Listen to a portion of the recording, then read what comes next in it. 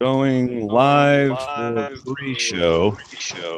Let me know if you hear me echo. There's a war between. I do not think if this girl makes the merge, I will eat anything you guys send to me. I don't care. Really? No, that won't get played. Listen, you had better have had the clip from Kelly going, "Why are you picking Michelle?" Oh, that better be here. Oh, see, of course, no. No. I can go find it. Hold on. Yeah, we'll throw the fat guy under the bus, but we won't go to defend him. I'll go to YouTube. That's a good idea. Delta 39, get him on a double feed. 39, please. What the heck is that? My walkie-talkie. Oh. 39. Thank you. We got a 39 thing going on here. Breaker 19, we've got a rubber duck with bears in the air going on over here. Yeah, we need to find out what's going on. Yeah. Draft D&D. Yeah, do you have any idea how many federal laws I'm breaking right now by talking to you? Seriousness, it's just that athletes. I don't know. fare well. They don't. Jeez, that's a horrible comparison. Like, I think Aubrey might giggle at his jokes. But... All right, let's see. So, if you're watching live, chatting, great to have you. If you're listening later, great to have you. If you are watching, okay, let's see. I'm asking in the chat room. Chat room, can you hear an echo when I talk? If not, it's just me hearing myself in Dan's headphones. You don't have any other headphones, do you? Or are those the same ones you used last time? No, these are brand spanking new. Aaron bought me a nice set of them. Wait, Mark, you do hear an echo? Yes, he does. Do me a favor. Unplug your headphones completely. Okay, now do you hear an echo? Still hear an echo. Wait, no echo. Now you talk, Dan. Can you hear me now? Oh, Hello? this is much better. Really? Yeah. This is working out much better. So we'll just do it that way. All right. Let me see if I can queue up. We had these cool little, they're called microphone flags. We named them Cheech and Chong in honor of the listener who donated them. The listener who donated them. Our listeners very grows well, marijuana in Colorado. Who did it. But, Cheech and Chong, those are our night flag names. All right, David. Far out, man. Yeah, man. So, David, what is your team name? What have you? Whenever I say something that she doesn't approve of, I get the nostril flare. You know. All right, Dan. Would you like to reveal our tribe name, or do you want me to do it? I think Colton's been visiting Cheech and Chong or something. He's really back now. Get over there. Well, you know, guys. Wait. Jay, answer. You say I sound like I'm in a tin can? Hold on. Let me make sure I got my... Uh-oh. It may have been me the whole time. No, input is audio. Output is built-in output. Should be right. Dan. Gosh, I hope I don't sound like I'm in a tin can. I'm talking through this thing right here. Can you hear me? What do you say, David? My wife would like to know if your wife would be available one night during the Warrior situation to possibly show her and her cousin around parts of Maine. Okay. Well, I have to check this, so y'all keep talking. Like Thursday night or Friday night or Saturday night, one of those nights or something? Yeah, I'm sure we can work that out. If she's free one of those nights. Oh, we talked about everything. We went through the whole thing, so we talked about this, and we knew this would be our first show. Well, that's very interrupting. Oh, that's a great conversation. That's awesome. Because last year. And she's a bartender, so she's... Oh, whoa. Okay, here's where we picked Michelle. Hold on. Like this person. Ladies and gentlemen, the first member of the Double D. Okay. All right, it's all queued up, Dan. Nice. Can you put the link in our chat group? Because Kelly apparently needs it. Probably not. Wait, yes. Well, I can do it in our... I tell you what, I'm going to put it in the chat wing, and then you can give it to her. Well, no, because then they'll all be able to get it. Yeah, don't put it in there. Oh, man. Yeah, put it in the Facebook? I'm not in that. I completely boot to something else whenever I do this. You should know by now, people. Yeah, David. Psh, Yeah, David, come on. whatever. This is why I waited till 4 minutes before to get in. Yeah. And don't forget, we are on... No, I'm going to go ahead and get on Facebook. Yeah, Susan, we won't use it. You can trust us. Next thing you know, we got 15 people in the hangout. That'd be perfect. Yeah. Let's see. Kelly, Dan, David. There's our little group. Boom. Okay, everybody. Maybe I should keep this open in case y'all start talking behind my back. In case somebody drops out. Yeah. I know how y'all are. You know, I wish Messenger had a little way where I could just have Messenger, like, in its own little window, like I have Chatwing up here. It won't let me do that. Okay. What is Dan saying okay about? What are you saying okay about, Dan? I was responding to what you were saying about your concerns and needs. I'm being empathetic. Oh. Well, you're not supposed to look that surprised. Jeez. I was just making a comment that I wish Facebook would do something different, and you're like, yeah, okay. I'm like, whoa, what the heck? What is happening? He's supporting your thoughts. Good Lord, even when I try to be nice, I get shit. That's messed up. Hey, oh, whoa, we're live. We're live, dude. Oh, sorry. Surely there's no children listening at the beginning, so we don't have to worry about that.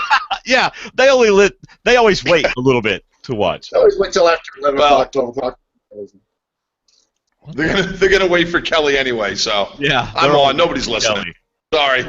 They don't care about us. They're like, that's not Kelly. Yeah, they're like, wait a second. Kelly got really ugly and bald.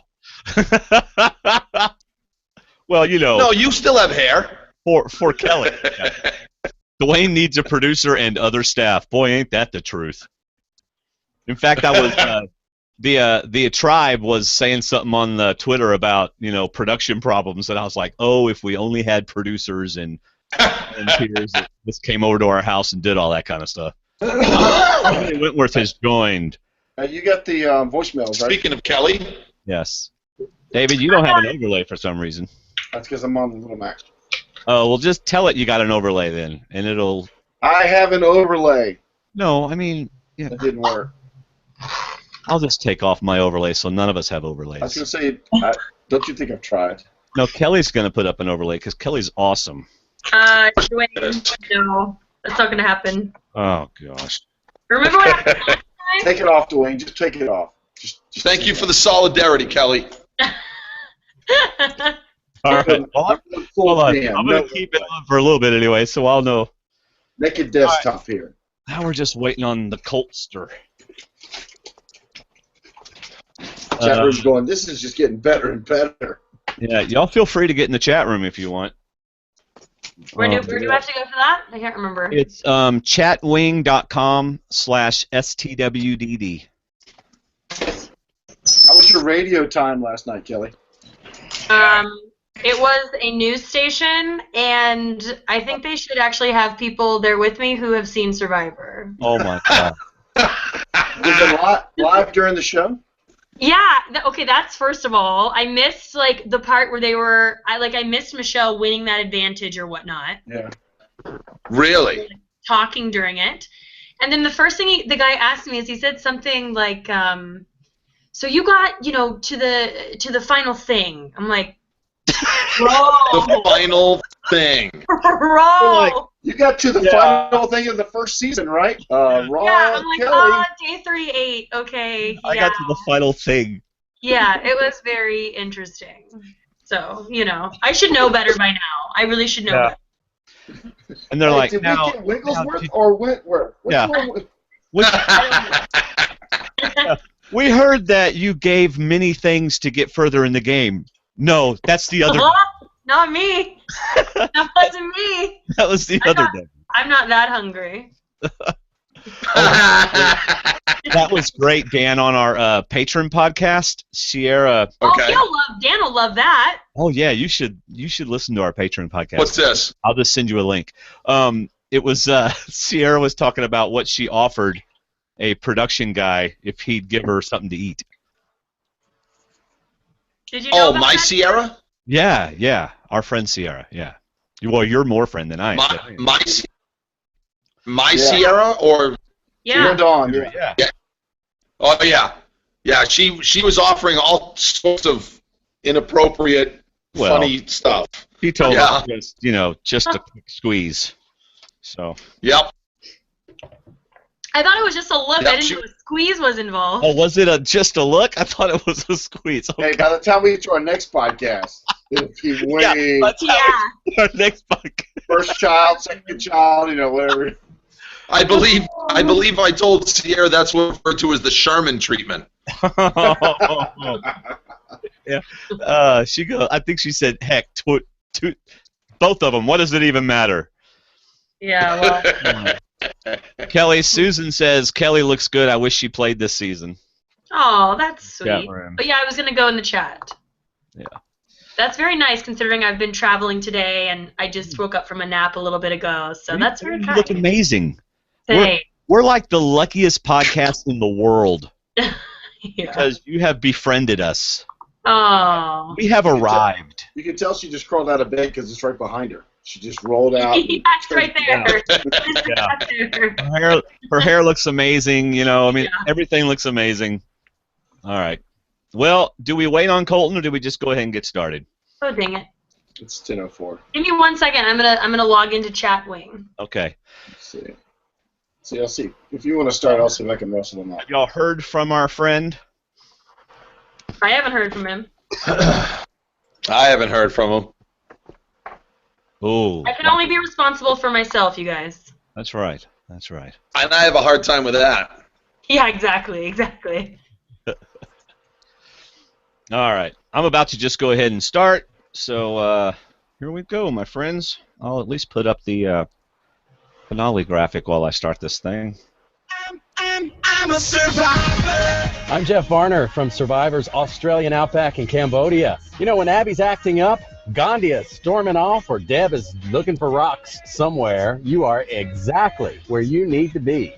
Oh my God, this is delicious. Who needs food when you've got Dwayne and David?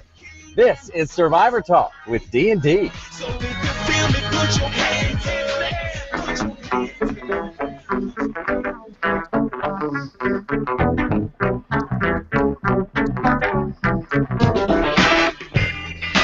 Hello, welcome to Survivor Talk with D&D. I'm Dwayne. And I'm David.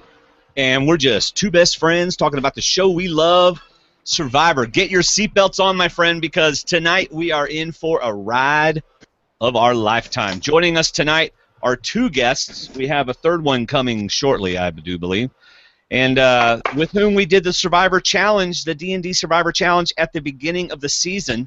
It was Dan Foley and myself, the Double D Brigade, versus David, Kelly, and Colton, the Thrice is Nice. And they are back so Dan and I can brag. That's the reason we have invited them back. No, we are here to discuss, not gloat. It's rude. Right. Even when you discuss, you gloat, and that's rude. So. Nope. No way. I'm the good one. Okay. Remember? Oh, that's true. Between you and Dwayne, you're right. You're the good one. So the nice, pretty voice you heard earlier was Kelly Wentworth. Hello, Kelly. Hi, Dwayne. I'm putting my earbuds in. Oh, Kelly. She's like, what? So she's guessing that you said hi to her. Have you been talking? Wait, is that what? What? Hello, Kelly. Glad to have you on the show tonight. Can you hear me? Yes, we can. Yes. Oh, good. Yeah, I had to put my earbuds in. Get all official. That's right. How are you guys? Good to be back. I haven't been on all season. Oh my gosh.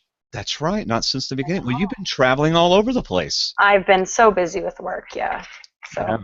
Yeah. Now, how close is the big day? We haven't set a date yet. Oh.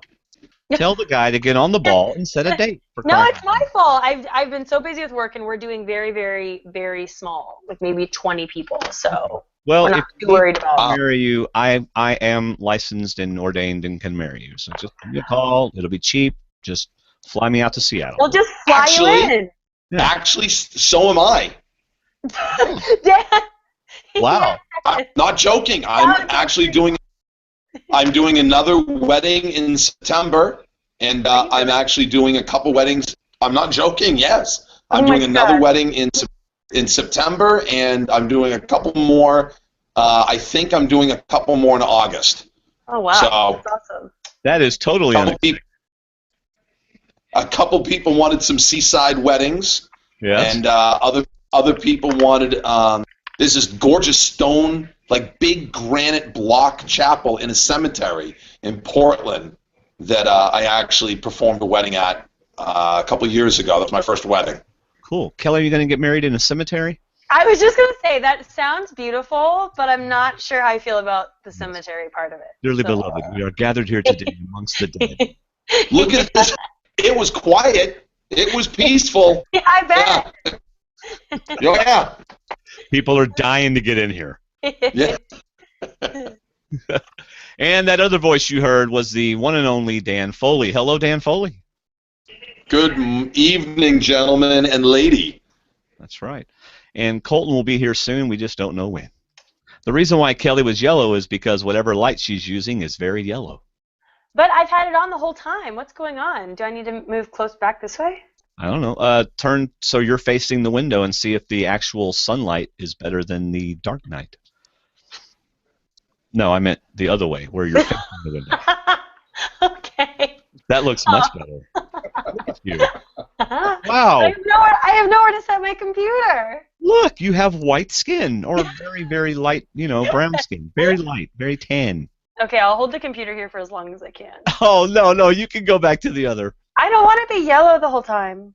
If you're at a Sheraton, you can call the front desk and they'll come move the desk for you, according to Kelly, you could be white, yellow, purple, orange. You are gorgeous no matter what light you are in. Don't even worry. Whatever you do, don't be purple. Oh, here it comes. Stop it. Oh, yeah, no. Man, Oh, whenever that's Dave very and I, well, we're just not even going to go there. All right, so, and then later on, Colton Cumby, who, if it hadn't been for Colton, y'all wouldn't have had, let's see, who did you pick for your team? Was it Alicia? Right? Yeah? Y'all wouldn't have had Alicia? And Liz. And Liz. You're right, Dan. You're the good one. You are the good one. Yeah, just saying. So, anyway, we're ready to talk Survivor, and if we can avoid interruptions from a wig-wearing superstar, we should be under 3 hours, I would think. I hope so. Kelly goes, 3? No, we ain't going that long. No, we're not. No. So if you're watching live on the website, welcome, stwdd.com/live. Enjoy the chat room. And remember, we have a chat room up, but we don't always see everything, and we may not answer all your questions. So just because you put it on there doesn't mean that we will answer it. All right? But we might. So if you haven't heard our chat with Cass, we had some really good insight with Cass. It's our last episode. So go back an episode, listen to that, where she really gives her opinion on what we speculated might be the vote off a jury member, which we ended up being right. And wow. Woo. Not a good thing. I wasn't happy with that. Did y'all like that? I loved it. I thought it was awesome. All right. But Dan, if you were a player, or are you saying as a fan you thought it was fun? As a fan. Yes. As a fan, I thought it was a spectacular twist. I intentionally stayed offline and stayed away from any spoilers. I never saw that coming. I'm looking at how much time is left. I'm like, it's got to be a final 2. Right. Same. I thought so too.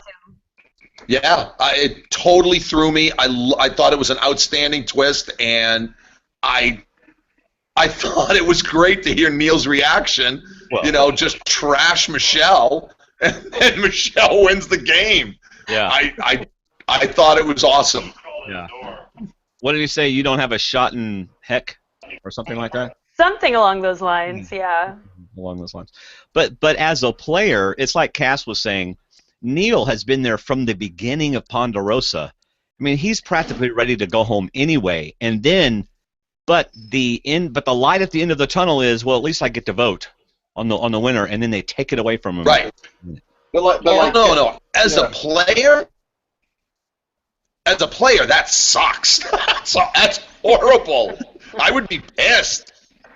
Yeah, I think that's just the final thing you get to do as a jury member. That's just like, you know, you get your last little jabs in. You can kind of like get some of that frustration out on those people that you feel like did you wrong or didn't play as good as you, you know, because it's all about you think your game's the best. And so that is just so frustrating. And poor Neil was like medevaced, and he just didn't even get to see the final tribal. Like, I know. They didn't even let him sit in on it. Mark, I know. That's what I'm saying. That's what I'm saying. That's the crappiest part. You didn't even get to watch, like, and know what happened. That is They so showed more lame. love to Mark than they did to Neil. I know. I mean, Mark got to sit right there on Ty's lap the whole time, while Neil sat back at Ponderosa and on the rowing machine. Yeah, on the rowing machine. Actually, I read on Twitter that he spent night 38 back in the hospital. Oh, did he? Really? Yeah, he was on one of his tweets. As a fan, I liked it because it came out of nowhere. As a player, I don't think I would have liked it at all.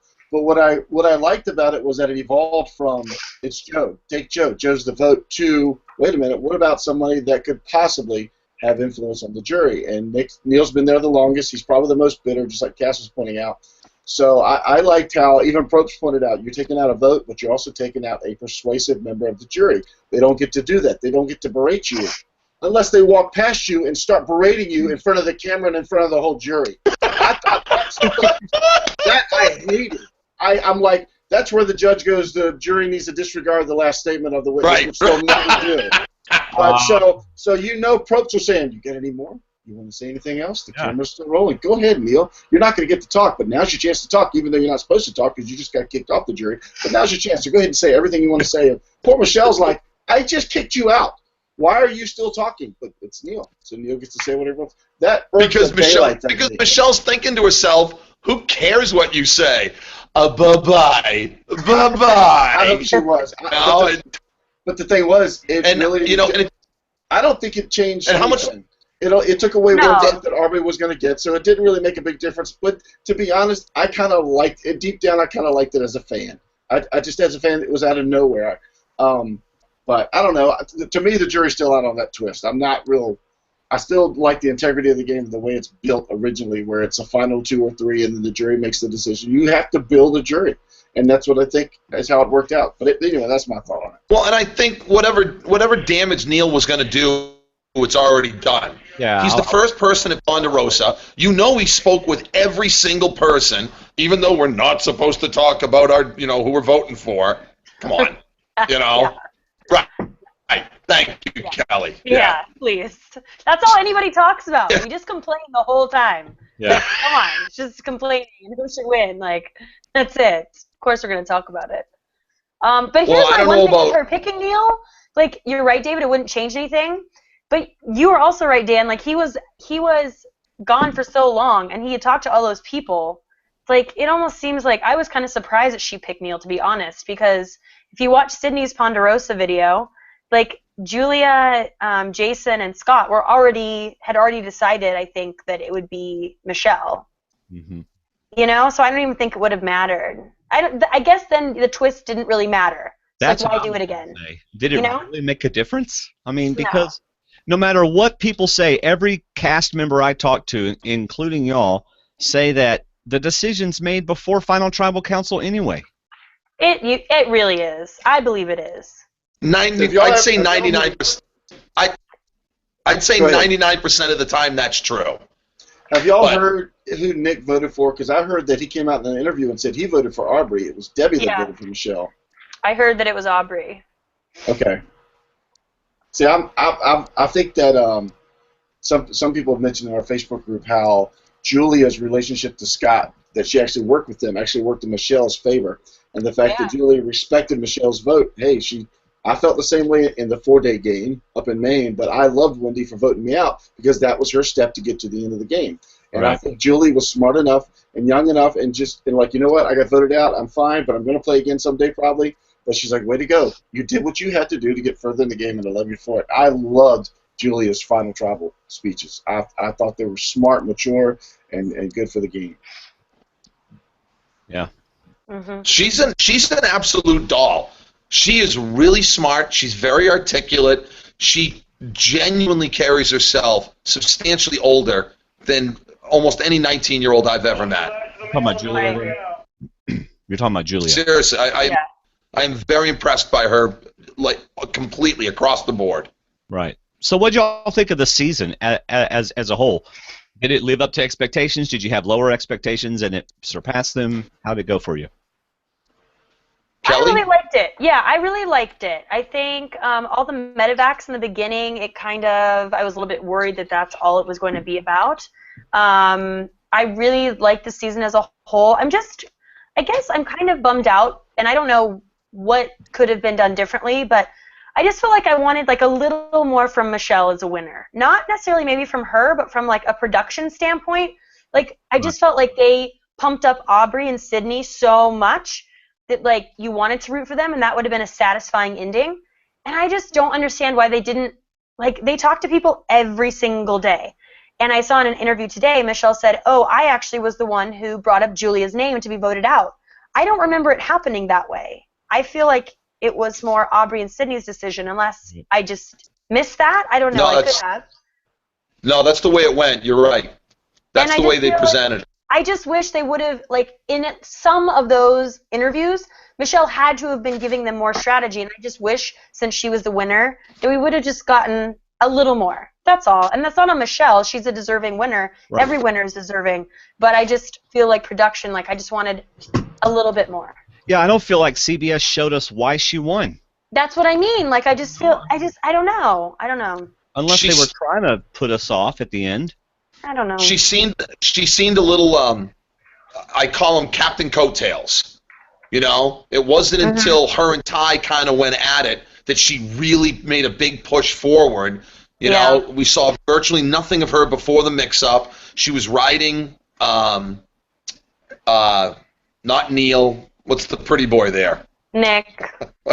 Thank you, Nick. You're welcome. It looked like she was riding his coattails up until he was gone, and then she flew under the radar. But I know she must have done something. I couldn't agree more, Kelly. I would have liked to have seen more substantial gameplay from a winner, because there was some, especially if she orchestrated the Julia vote off, because that was her best friend and her biggest ally in the game, and she got rid of her. I mean, how is that? Does that not parallel Sierra voting off her own mom? Yeah. You know?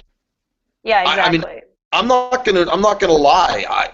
I had really low expectations for the season. You know, you said it best, Kelly. You know, they talk so much about the medical evacs. I thought it was going to overshadow good gameplay, good everything, and they made a big deal of it. But once they got past those, you know, the really big one. The Caleb one, which was in episode 4. So then it did kind of. It was very early, and I was down in New Jersey with Anna and Debbie that night, and it was very difficult to watch that.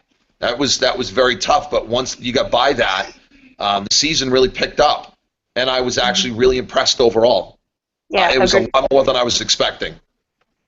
What about you guys? Go ahead, David. I think from all the talk about, it was presumed, I think, because Second Chance jumped ahead of it, that this must not be a great season and stuff. But I agree with Rob C. that, you know, any Survivor is good Survivor. So I was just going to look forward to the season. It turned out to me, it was much, much better than I thought it was going to be. But then again, I had no idea what it was going to be. So I enjoyed it 30, and in fact, this was probably, hate to say it, my least favorite episode. Well, no, the Joe Vac was my least favorite episode, but the finale to me was predictable and kind of forced because I felt like we were watching it again today. Gracie didn't see the beginning, and then Bailey walked in, who doesn't watch it, but Bailey walked in and said, "So which one won?" I'm like, "You don't get to know the end of the book. You got to watch some of it with us, you know." And so, but we told her, and she said she's watching, and then she sees the reward challenge at the end, the final reward challenge, and she's like, "Oh, that's pretty cool." I said, "Yeah, it was different." So she's extremely casual, not a real fan at all. She said, "That's kind of neat. They get to vote out one of those people." And then they show the scenes where she's talking to Ty to get his advice. Then she's talking to Aubrey to get his advice, and Bailey goes, "Seriously?" She's really asking this? I said, "No, Bailey. I guarantee you, the producers are going, There is nothing going on today. Let's take Michelle out for a confessional. Hey, Michelle, what do you think? Just for production, just to get some time, how about you ask them what they think? Maybe it'll be funny. Maybe they'll give you an answer that's crazy or something. To me, that was so forced and kind of boring. You know, it did make the case for her to send out. I mean, I'm sure she would have figured it out on her own, but that part was kind of like, really, we're sitting through this silliness. You know, she's gonna do what's best for her and not what's best for them. They're not gonna give her the right answers.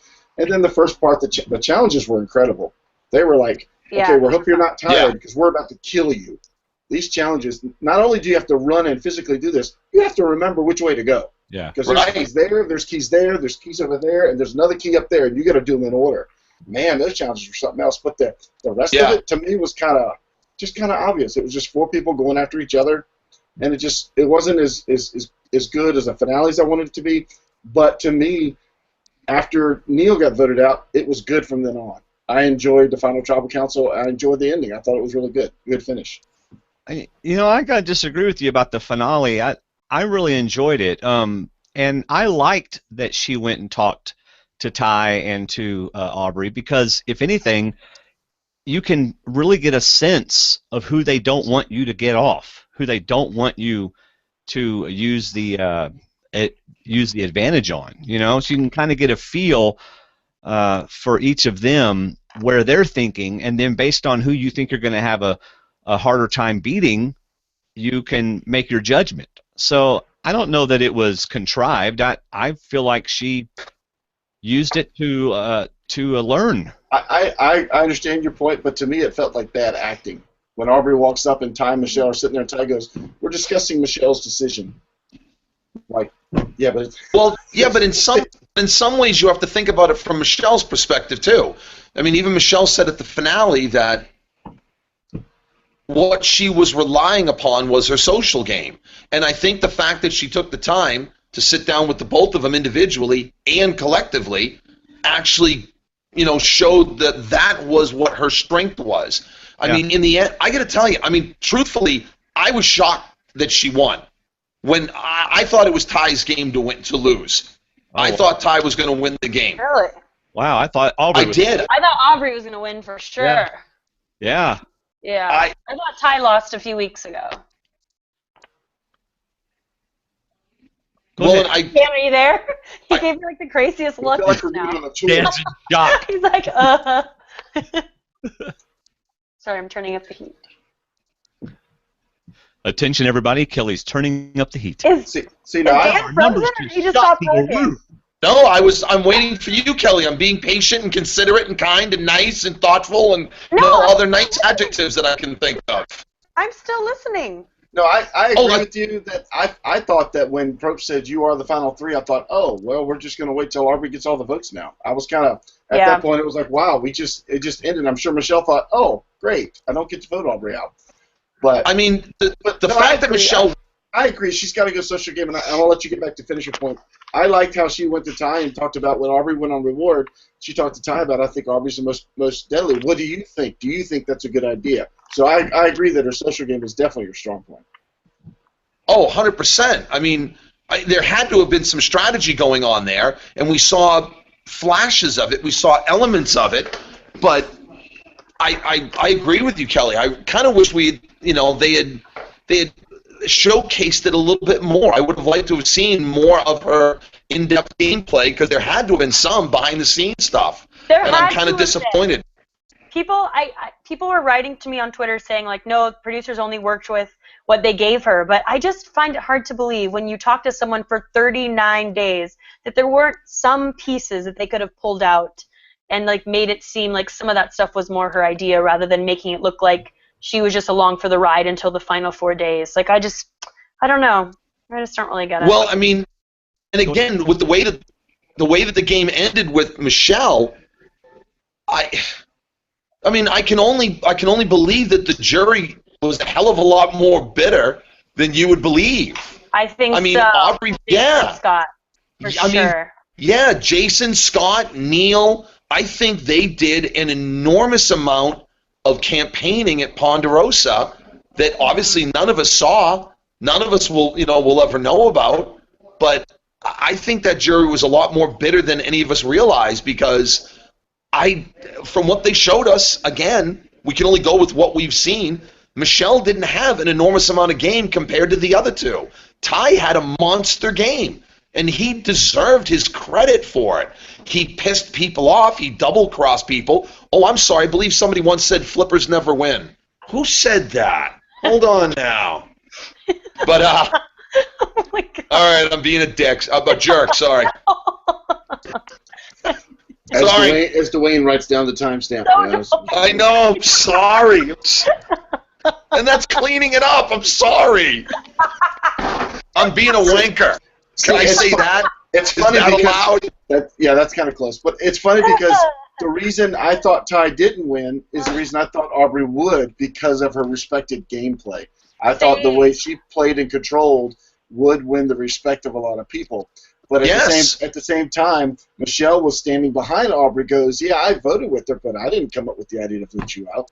That wasn't my idea to vote you out. And all of a sudden, she shows up at the final challenges and wins. And see, that's what I want to hear. I want to hear more jury talk about why they did what they did. Well, I agree. And so the thing that I don't get about that from an editing standpoint is that they never showed Aubrey as, like, evil. Like, I always felt like her vote-offs were very respectful.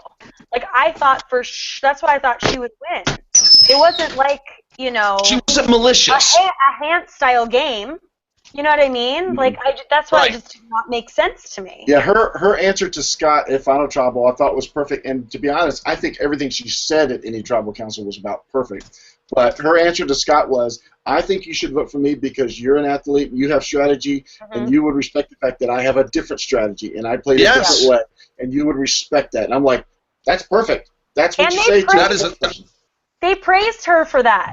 Yes. There were a couple tribals where Jason and Scott were like, she's a great athlete, she's super smart. That's why I thought, like, they're Team Aubrey all the way. And then they just, like, flipped. Like, I don't think they could stand the fact that she outplayed them. That's I really do. exactly what I think. Terrible.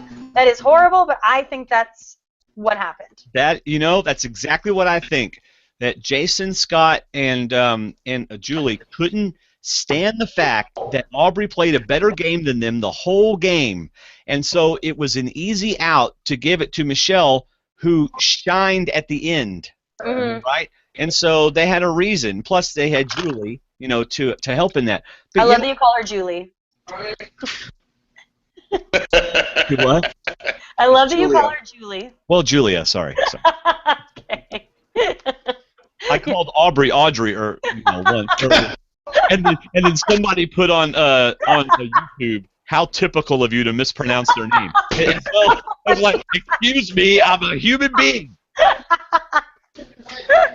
Sorry, Dwayne, I didn't mean to interrupt you. I just thought that was funny. No, I was just, No, but I agree. I totally agree with you. We're on the same page with that. I just think they couldn't stand the fact that she, because in the game they were praising her, and then out of the game, I don't know what happened. Yeah, they didn't, and that's why I'm saying I think that jury was a lot more bitter than they appeared to be. Yeah. Dan's in a prison line. See the guy behind him in the orange shirt. Trying to escape. It's in prison. Where are you going, 7645? We don't anger the inmates in the postal facility, okay? Oh man. That's why you're the good one, David. Thank you, Dan. Wow. You know what? We should go back and listen to Kelly's response. Yes, I remember. No, let's not. I remember something about Kelly. Yeah. What was that? Well, I'm not even sure. This is from our initial podcast. Maybe we don't have to play this, actually. No, I want my memory refreshed on this one. If Kelly honestly doesn't want me to, then I won't. No, it's fine. Go ahead. Okay, here we go. Yeah. Yes. So we watched you pass along. I think Colton's been visiting Cheech and Chong or something. I remember that. Well, guys. We talked about a lot of stuff, so I'm just like, Okay. Oh, we talked about everything. We went through the whole thing. Oh, come on. Did I go too far back? You did. And then David froze. No, go ahead. Fitzgerald. Michelle Fitzgerald. Wow. okay. Really? Starting here, and the trash talk is already started. That's your first pick. So Yeah. she's like, You know who she is? Did you see Kelly? That's your first pick. You know what is? We actually talked about this last night. 4 out of 6 of our top 6 were the same. wow. Okay. Yeah, seriously. It was really surprising how much in tune that both Dwayne and I were with. That's with really who scary. We did like and who we didn't like. So that's I that's would your have 6. That, reasoning for why. yes. Talk about her. I can tell you, seems very. She seems very commonsensical to me. People that are gym rats don't necessarily do well in challenges. I just think that she looks like she's the overall package, and she presents herself like she's a very sharp cookie. And she doesn't seem to have a lot of. There seems to be a lot of ego this season, right from the Meet the Cast videos. I just think she seemed very down to earth, and I think she seemed very level-headed. For whatever reason, I liked her a ton. And Dwayne said almost word for word the same thing to me. I think she's going to go very, very far in this season. She said she was like poverty, and so did Kelly. She also said her inspiration was Harry Potter. Yes. Okay. Which means she likes Kelly's going like this. And Yes. Right. Okay, we can turn it off now. We get it. Okay. All right, cue up mine now. But to be fair, this was another section of the show. I do not think if this girl makes the merge, I will eat anything you guys send to me. Talking about I don't Aubrey. care what it is. I don't think she will make the merge. She's a pre-merge boot all day. Well, Yeah, now, I because don't who does think she get that. along with? Who does she get along with, Neil? Nobody. That's the problem. She gets I don't- along with Elizabeth. I don't. Come on, y'all. What? I think Aubrey's kind of like a Julia, in that she'll What? make it.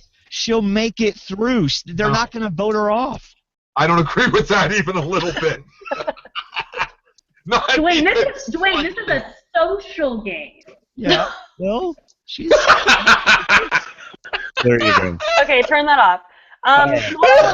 Everybody listening. Well, and it is a social game, and clearly she failed because she didn't win. So there you go. Well, there you go. Oh shit!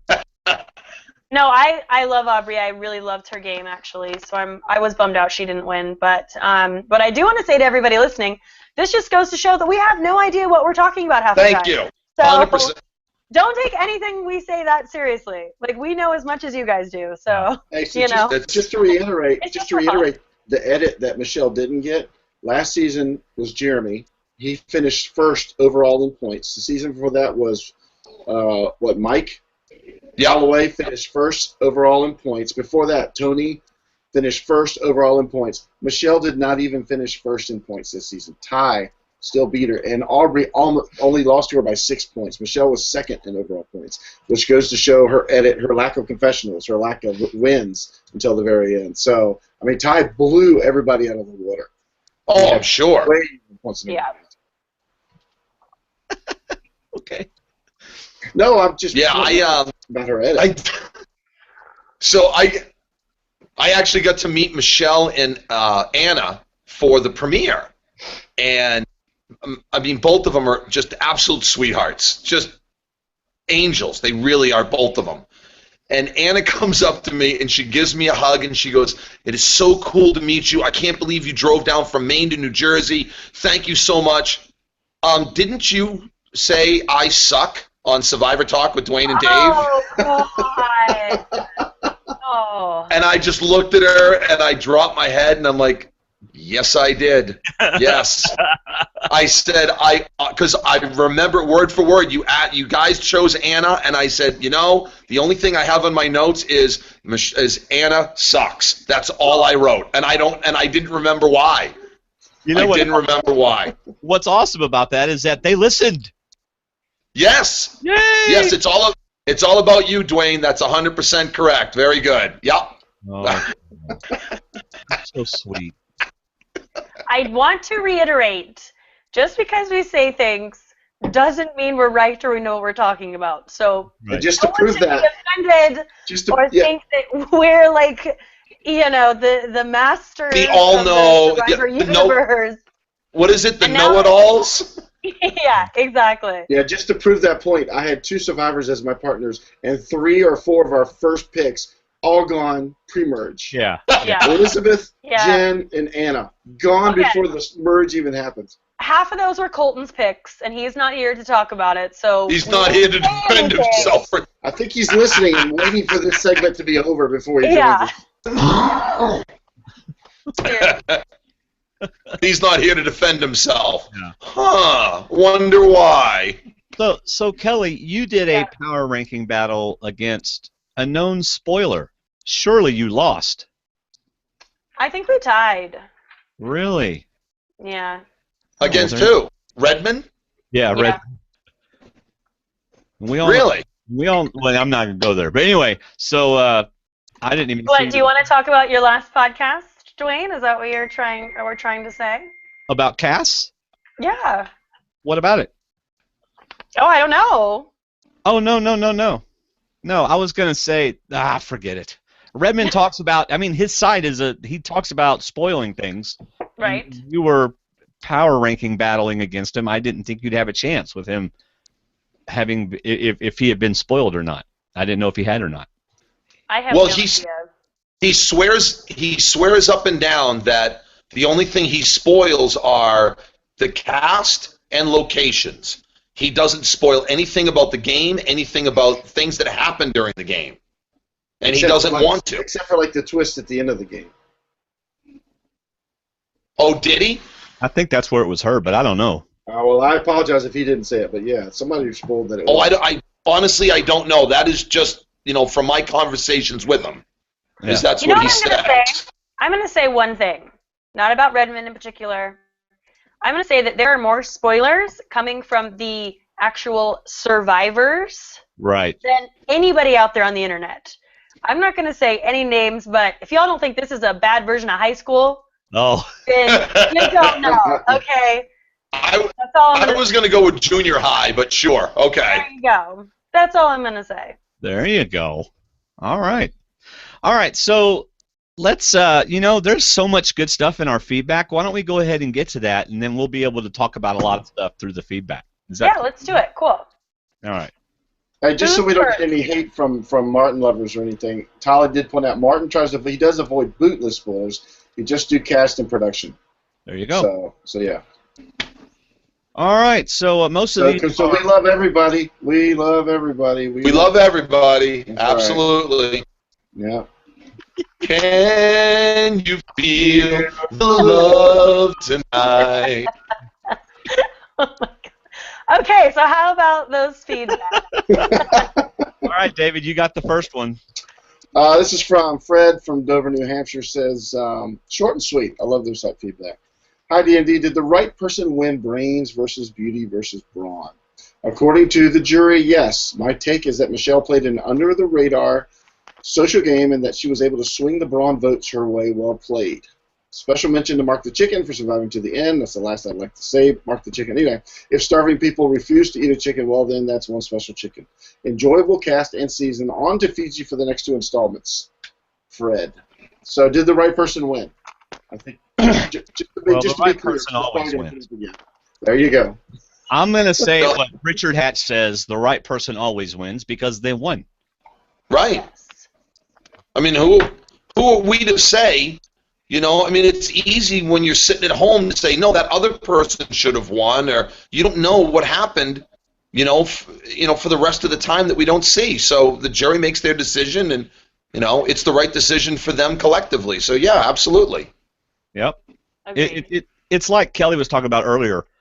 Michelle obviously did a lot of stuff that we didn't see and that they didn't show us. And I really think CBS was trying to kind of I think they wanted a lot of us to go, what the heck, at the end, So Well, here's a very bad analogy that everybody's going to hate because it's soccer. But when you get a soccer team that's so good. What is soccer? Is that a sport? Stop. when I was just talking to a friend of mine today, he's a big Barcelona fan, and I'm, of course, Manchester United, but it's when Barcelona plays a team like Chelsea, they played them, and Barcelona controls the ball the whole game. 90% of the time, Barcelona is passing, shooting, passing this, that, and the other. Chelsea gets one counterattack, and they score, and then they play defense the rest of the game, and they win 1-0. Did the better team win? I don't know, but the team that won is the team that won, and that's how it comes out. Exactly. Yeah. Okay, And now you know what? go ahead, Kelly. No, Dwayne, you go ahead. Well, the question was not, did the better player win? The question was, did the right person win? Right. Yes. So I would say maybe the better team did not win in that example, but the team that deserved to win won because they took advantage of the response. They got the goal. They got the goal that makes a difference. That's right. Right. It's the votes that count.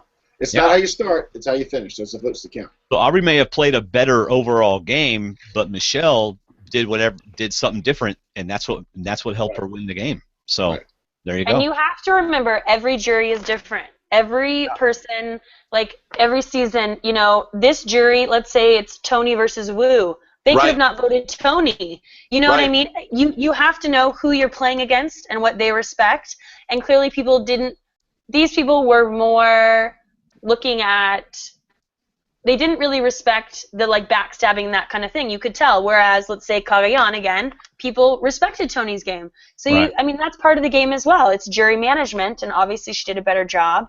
And again, we don't see everything that happens. I have to assume there was much more that went on. And you know what? She won. She has $1 million. We don't. Good for her. That's right. Right. All right. This is from. Congratulations. Yeah. Congratulations, Michelle. This is from Emily from Finland. I'll start with telling David that I'm sorry for your dog, and I know how you feel. Now, David's dog is fine now. Yes, it is. There you go. Note to future self: if you don't see the finale live, never go to the internet because you will get spoiled. Wow. Yeah. Way to go, Captain Oblivious. That's a good call right there. Yeah. That's good. Oh my God, that's great. That is so good. Emily from the future here. Okay, he continues. Emily from the future here. I actually didn't get spoiled. I just really, really thought that Aubrey was going to win. I found out that there was going to be final 3 and that Sydney got voted out, so he got spoiled in that reference. So I figured that Aubrey would win. I was floored by the win, and I was kind of mad because Aubrey didn't win, and I was so sure about it that I started to write this feedback in the middle of the episode. Oh, okay. I get it. Okay. Some people might be annoyed by me because I want the editors to hide their winners better, but when you do it, I get ticked off. I also was on my phone and didn't pay attention so much. Shame on me. And actually, I shouldn't be mad because first I thought it was Anna, then I thought it was Deb, then Aubrey. So it was pretty cool when I think about it. This is counseling with D&D. Drugs are bad, okay? I'll be nice. I definitely will watch the final tribal again. So the episode was really predictable. How was the episode predictable? Okay, it was. Hold on. I will say it was predictable halfway through. I knew halfway through Michelle was winning. The way that she was being edited, I was like, it's over. Michelle's winning. I might as well not even watch the rest of the episode. When she won the final immunity, that's when I thought that she had won. I said, "There's her resume right there." She just. I am still shocked that Ty got blanked. Not a single vote. Dan, yes. Have you been watching the last 6 weeks? I just didn't think the jury was going to be that bitter. I really didn't. I thought they were going to respect the fact that, you know, that he made big moves. He made really big moves. And I thought that all by itself should have at least garnished some respect. I thought somebody would have voted for him. The fact that he got 0 really surprised me. I didn't see the jury as that bitter. I really didn't. Yeah. You know what's crazy? Just looking at our chat room and just us 4 right here, you put any other jury together in that room and you get a different result. It's so 100%. true. We all 100%. differently. So, all right, he continues. It's pretty random, but the winner of this season won the Balance Reward Challenge that they had in the episode and Worlds Apart. I was sad when Sydney lost the Fire Making Challenge because she would have won in the finale, and she had the funniest confessionals of the season. Y'all think Sydney could have won? No. No, not at all. Not the way that No Jerry way. was treating her in that challenge. Oh my goodness, that was another reason I thought, wow, this is Aubrey's to lose. Yeah, they were all voting for Aubrey, or at least that's the way it looked. Okay. Also, future survivors, learn how to make fire. Oh. No, it's true. Yeah. Yeah, it's true. It is true. We sat there for almost an hour waiting for Carolyn and Rodney. Gosh, I remember. It was painful. That's crazy. That is crazy. It was so painful. And you know you don't want to go 38 days and leave because you can't make fire. Yeah. I mean, that could be the. I mean, you're not getting voted out. You can't make fire, and you get left. Yeah. Right. And then poor Aubrey feels terrible because Sydney's like, Bob, and everything, and Aubrey's going, well, crap, I wish I hadn't made the fire so well. You know? It's like. You really are a bad person, aren't you, Dwayne? I don't remember what it was. I even feel like in that moment though we saw Aubrey being so caring. Like I feel like she cared about the people she voted out. It's still just I'm still just like can't understand why the jury thought she was so evil. Kelly, your hair is doing amazing things right now. It is stunning. I'm like, I mean, I wish I could get mine to actually do that. It's just so cool. It's because I'm sitting at, because I'm now facing the window. There's a heater here. No, so it's because you're magical. That's what it is. You are. It's like this glow of pixie dust around you, and your hair is doing all this amazing stuff. It's just. Yeah. Kelly hired a professional cameraman and fan person for watching the show. She doesn't need to. It comes natural. That's the best part. Okay. Okay. Thank you guys. Back to this feedback. Yeah. He says Sydney would have won the game, Marty from Gabon would have won the game, and I will argue that Rodney would have won Worlds Apart if he'd won the fire-making challenge. I really hated the advantage, and I would have preferred Final 2 instead, but you can't always get what you want. By the way, which one do you prefer, Final 2 or Final 3? I prefer Final 2. I want to go on a rant of how bad the twist was, but I can't because it's a family podcast. I like both Final 3 and Final 2. So, there you go. I like them both. Do y'all have a preference? As a player and as a fan. I think Kelly would say Final 4. Yeah, I would prefer a Final 4, especially when you start a finale with 6 people. Yeah. It only seems to make sense. Yeah. It doesn't matter to me. I just like good gameplay. I agree. It doesn't matter to me. I don't have a partial either one. Yeah, I'm with you, Kelly. He continues. Would Rodney have won? Dan? Well, that's what he's. Yeah. No, they asked at the finale. Yeah. No. They asked at the finale, and only 3 of us raised our hands. Yeah. Right. Well. I was happy to see Mark there, but I think production screwed him because they didn't let the jury vote for him. I really liked when they showed the scorpion fight. I want to know how I did in my... Stop it. I want to know how I did in my first feedback predictions, and I will also give my opinions on them, and if I want to see them back or not, and you guys can give your opinions on them, and if you want to see them back or not. Hey, that's a cool name. Back or not. Okay. What is going on? Roses are red, violets are blue. I have ADD. Look, shiny.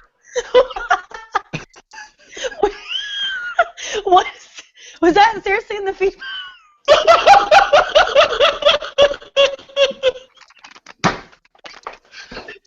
I'm sorry.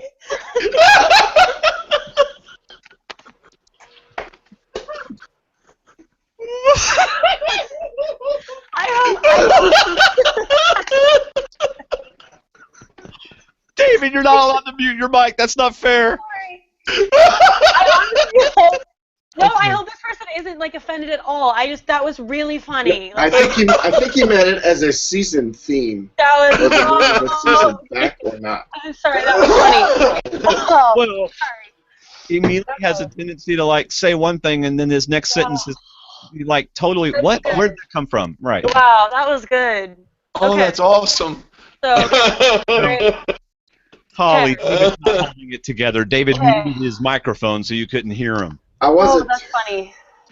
Carol. That was funny. I was drinking. Carol in our chat room says, "Sweet mercy, I'm gonna have to get a fresh Depends with all this."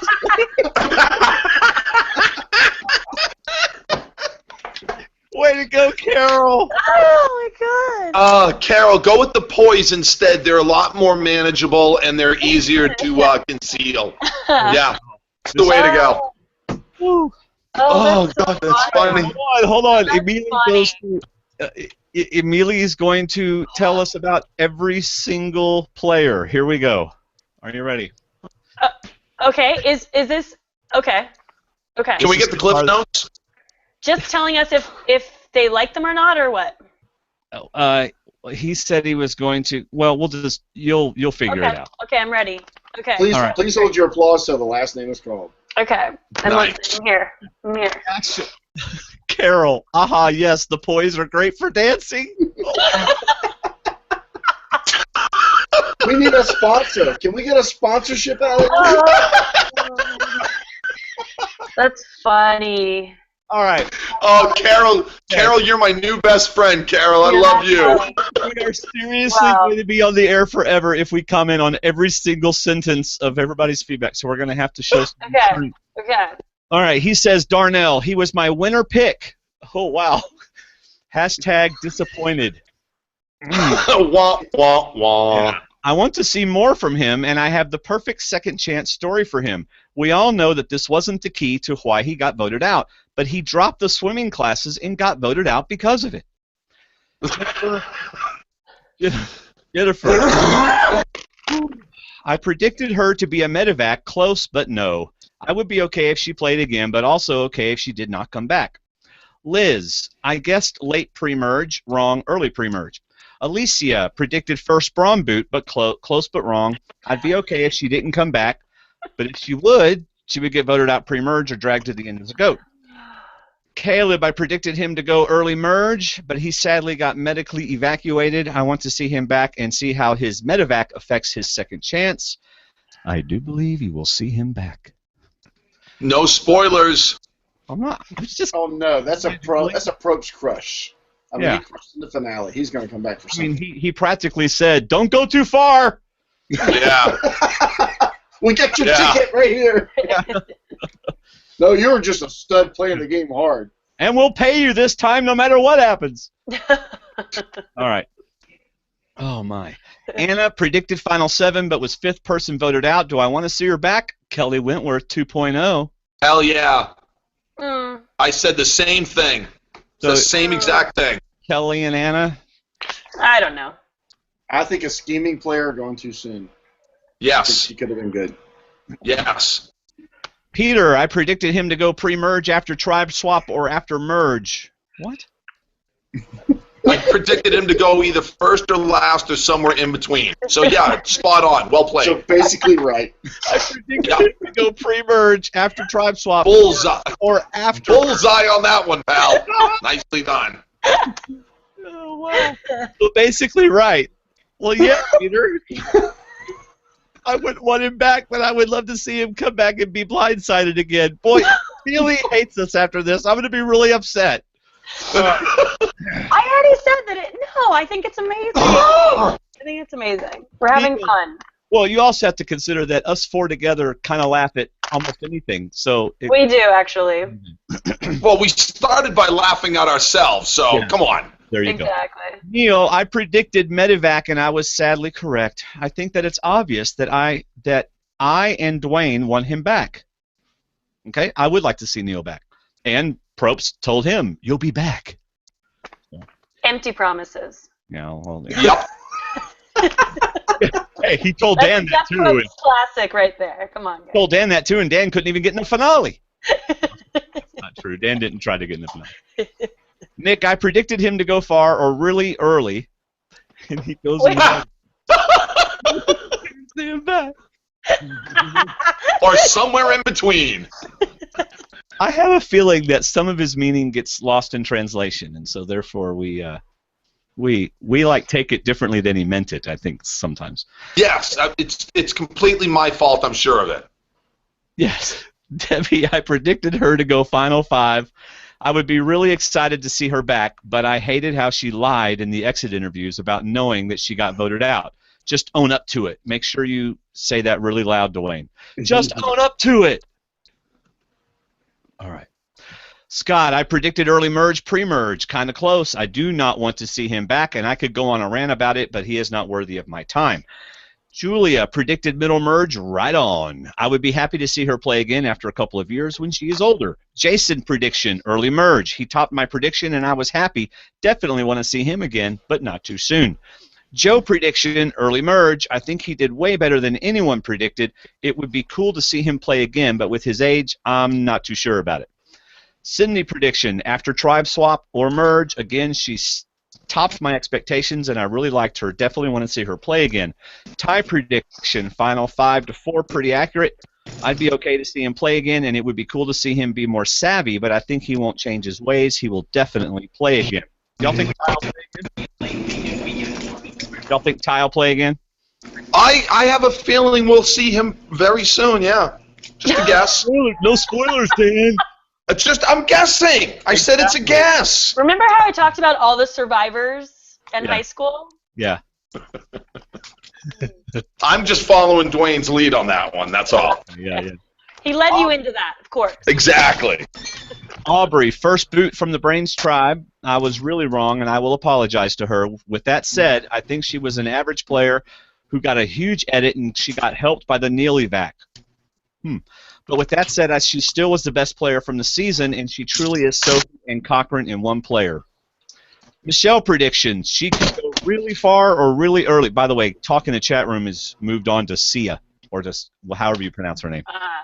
She could go really far or really early, but regardless, I don't care, was his initial quote. My opinion hasn't changed much after she won. She had to win her way to the end like Mike did, and if you need to win your way to the end, you are not playing that well. With all that said, I'll go back on a couple episodes and watch her gameplay, and probably will change my opinion, and I would like to see her again. Reunion. Dwayne says, quote, how long is this feedback going to take? You are correct, Emily. I'm just kidding. Well, y'all are lucky because I didn't have time to watch the reunion, so I don't have anything else to say about it. Season 33. If they have figured a better name to it, like Battle of the Ages or something, but it's still really cool. I really like Mary, who was the video gamer, because she works with Smosh, and I really like her. I also really like Taylor, but I also get kind of pre-merge vibes from him, but he is still my favorite after. How do you get pre-merge vibes from somebody? Yeah, wait, we don't even know the whole cast. We saw like 4 people. I know. What?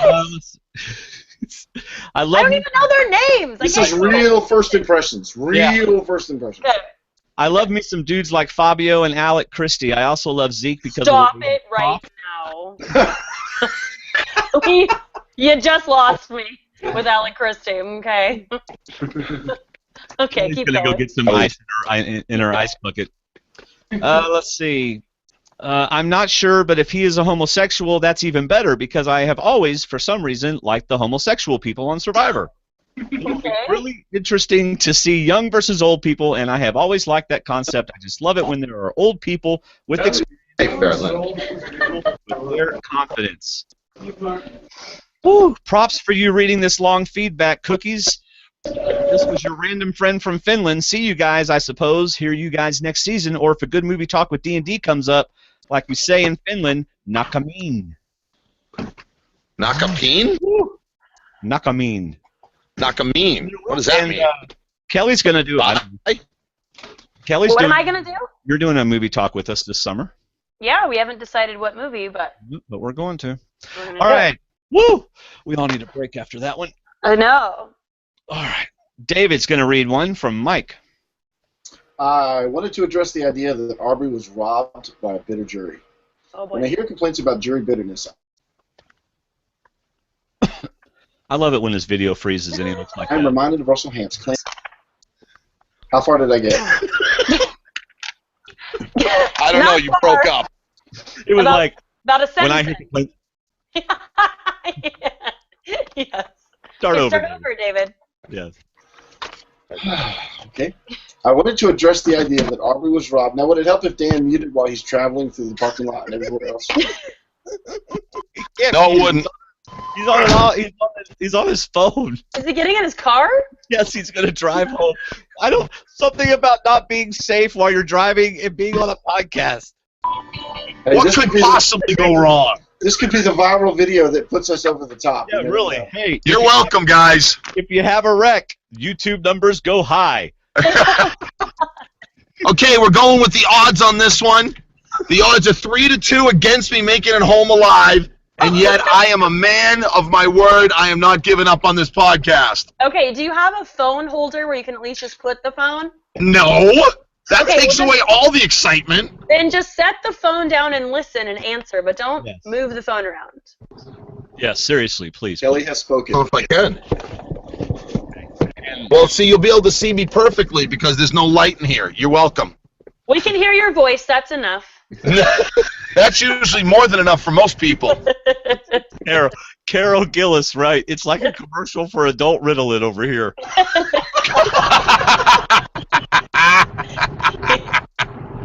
Okay, we're going to have to mute. Oh, I don't want to mute Dan, but his car's making so much noise. All right, go ahead, David. Is it? Yeah, it's cutting in and out of the feedback. Well, I'm dropping out of the Wi-Fi, and I think I'm clear of it. Is that better? I don't think Wi-Fi has anything to do with the car sound, but well, the dropping in and out might have been. All right, hold on for a second. I'm gonna try this.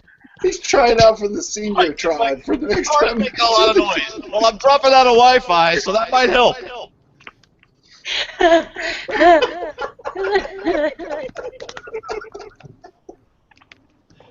Oh, Is it how All right, how about now? Oh, wow, Can you guys hear me now? Lots of echoes. What's that noise? Dan put his headphones in. It's worse. Put headphones in. I did put my headphones in. Yeah, that's not going to work. I hear echoing. All right, sorry. I don't understand why I get earbuds in, but it's the Wi-Fi. No, it's the car. My car's making a noise. Dan, how long will it take you to get home? How's that? That's not bad. That's a lot better. Okay, David, go ahead and read, and we'll see how it goes. So how What far could did I possibly go wrong? I just got I? Yes. Okay. All right. Mike says, sorry, Mike, this is your feedback. I wanted to address the idea that Aubrey was robbed by a bitter jury. When I hear complaints about jury bitterness, I'm reminded of Russell Hantz claiming there's a flaw in the game because the jury didn't vote for him to win. He was wrong, and complaints about bitter juries are usually wrong. It's important to remember that in any narrative, what the audience sees is more influential than what they're told. The number one rule of telling any story is show, don't tell. In Survivor, we the audience see camp life, strategy talk, competitions, and tribal council. However, once voted off, the jury only sees tribal councils. What happens at tribal will likely inherently carry more weight in creating the jury's perceptions than it will for the television audience. The jury might hear about the other parts of the game, but they witness tribal councils for themselves. How much did you guys get? Huh? That's a really good point. It's an excellent point. When I was reading this, I said, I'm reading this. I don't care what order they're in. I'm reading Mike's feedback. Can you read the last sentence or two? You cut out on me. Yeah, because I want y'all to comment. What happens at tribal will likely inherently carry more weight in creating the jury's perceptions than it will for the television audience. The jury might hear about the other parts of the game, but they witness tribal council for themselves. Yeah, but you have to look at it from the jury's perspective as well. If you get voted out of the game at a certain point, you have perceptions of the people in the game and, you know, the positives and the negatives. If Kelly gets voted out next, she now comes in and fills me with all the details that happened. And one of the things that Probst actually said to us was, people have gotten voted out and lied to the other jury members about things that never really happened to influence the vote at the final. And they've changed the way the vote has gone. That's my question. When the next person comes in after, who was voted out after you? Was it Rodney? Sierra, did you wait when she came in? Were you like, all right, tell me what's happened the last 2 days? Yes. Yeah. As soon as I got to Ponderosa, everybody was like, what happened? Because Tyler wanted to know what happened as soon as he left. Yeah, because here's the thing is that you do like the jury only does see what happens at tribal, but they miss the 2 or 3 days before that. So when the person's voted out. Oh no, Kelly froze. She looks better whenever she freezes. And they commit to the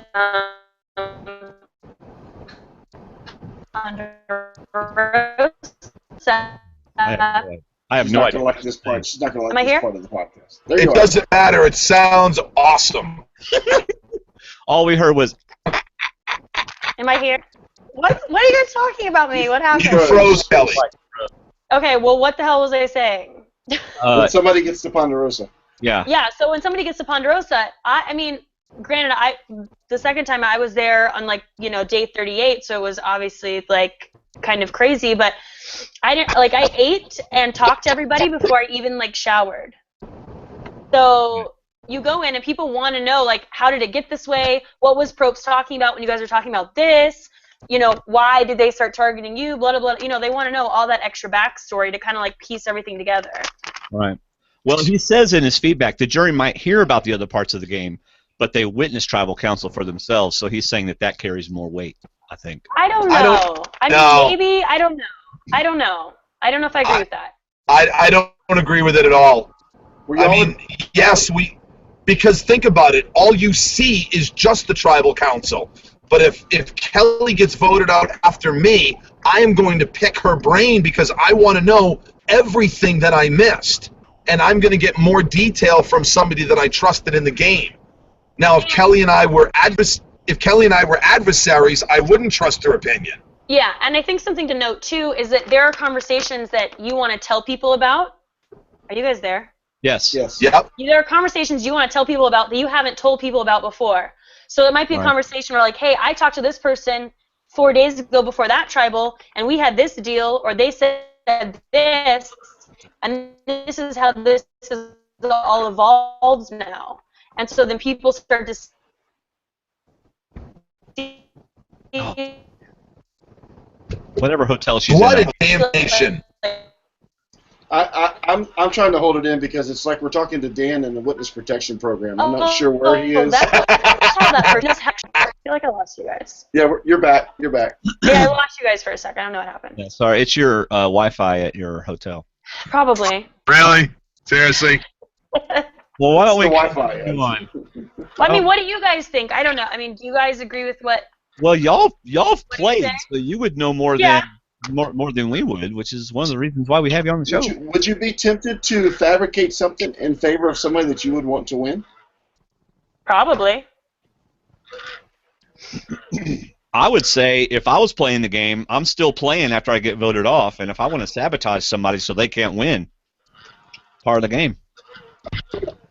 So you're saying that somebody that voted you off for strategy, you would want to work against them for somebody else to win. Maybe it depends on who. Why not? Like Michelle over Aubrey. So you would work to get. Okay, I got you. Yeah, why not? Well, because one of the things that Russell Hanson said was that the game is inherently flawed because America should vote, and I couldn't disagree more with that. Because when you're sitting on the jury and you're looking at the person that took a life-changing amount of money out of your pocket, you can't feel that when you're sitting on the couch at home. Yeah. You can't feel that type of anger, that bitterness, that resentment against the individual or the multiple people that schemed and plotted against you.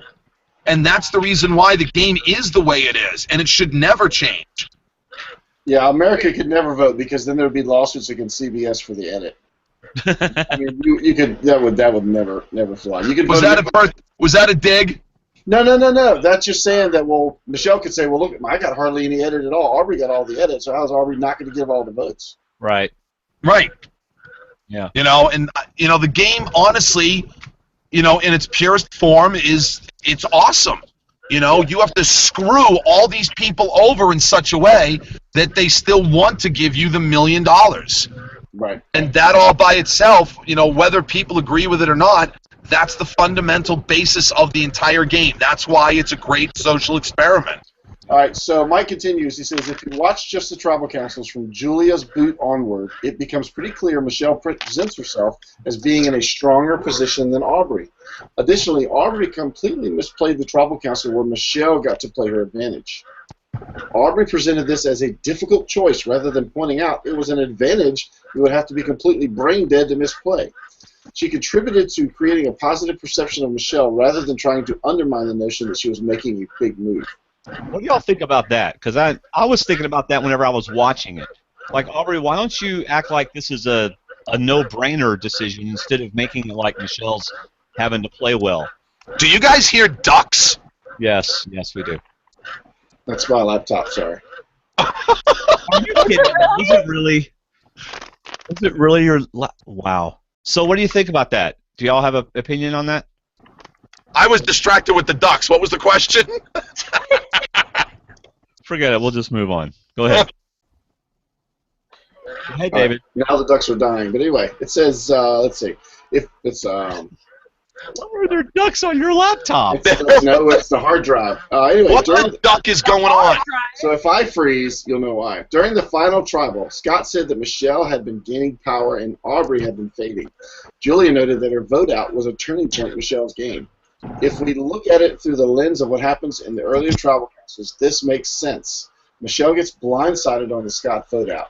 At the next vote, she cuts her closest ally to gain a position on the bottom of the dominant alliance and openly cries as Julia leaves. This would appear to be Michelle hitting bottom from a juror's standpoint.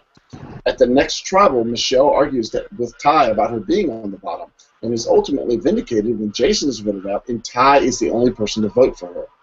At this point, okay, I just want to say, I think that's where Aubrey lost. I think she should have pulled in Joe and voted out Michelle with Ty when he had the advantage.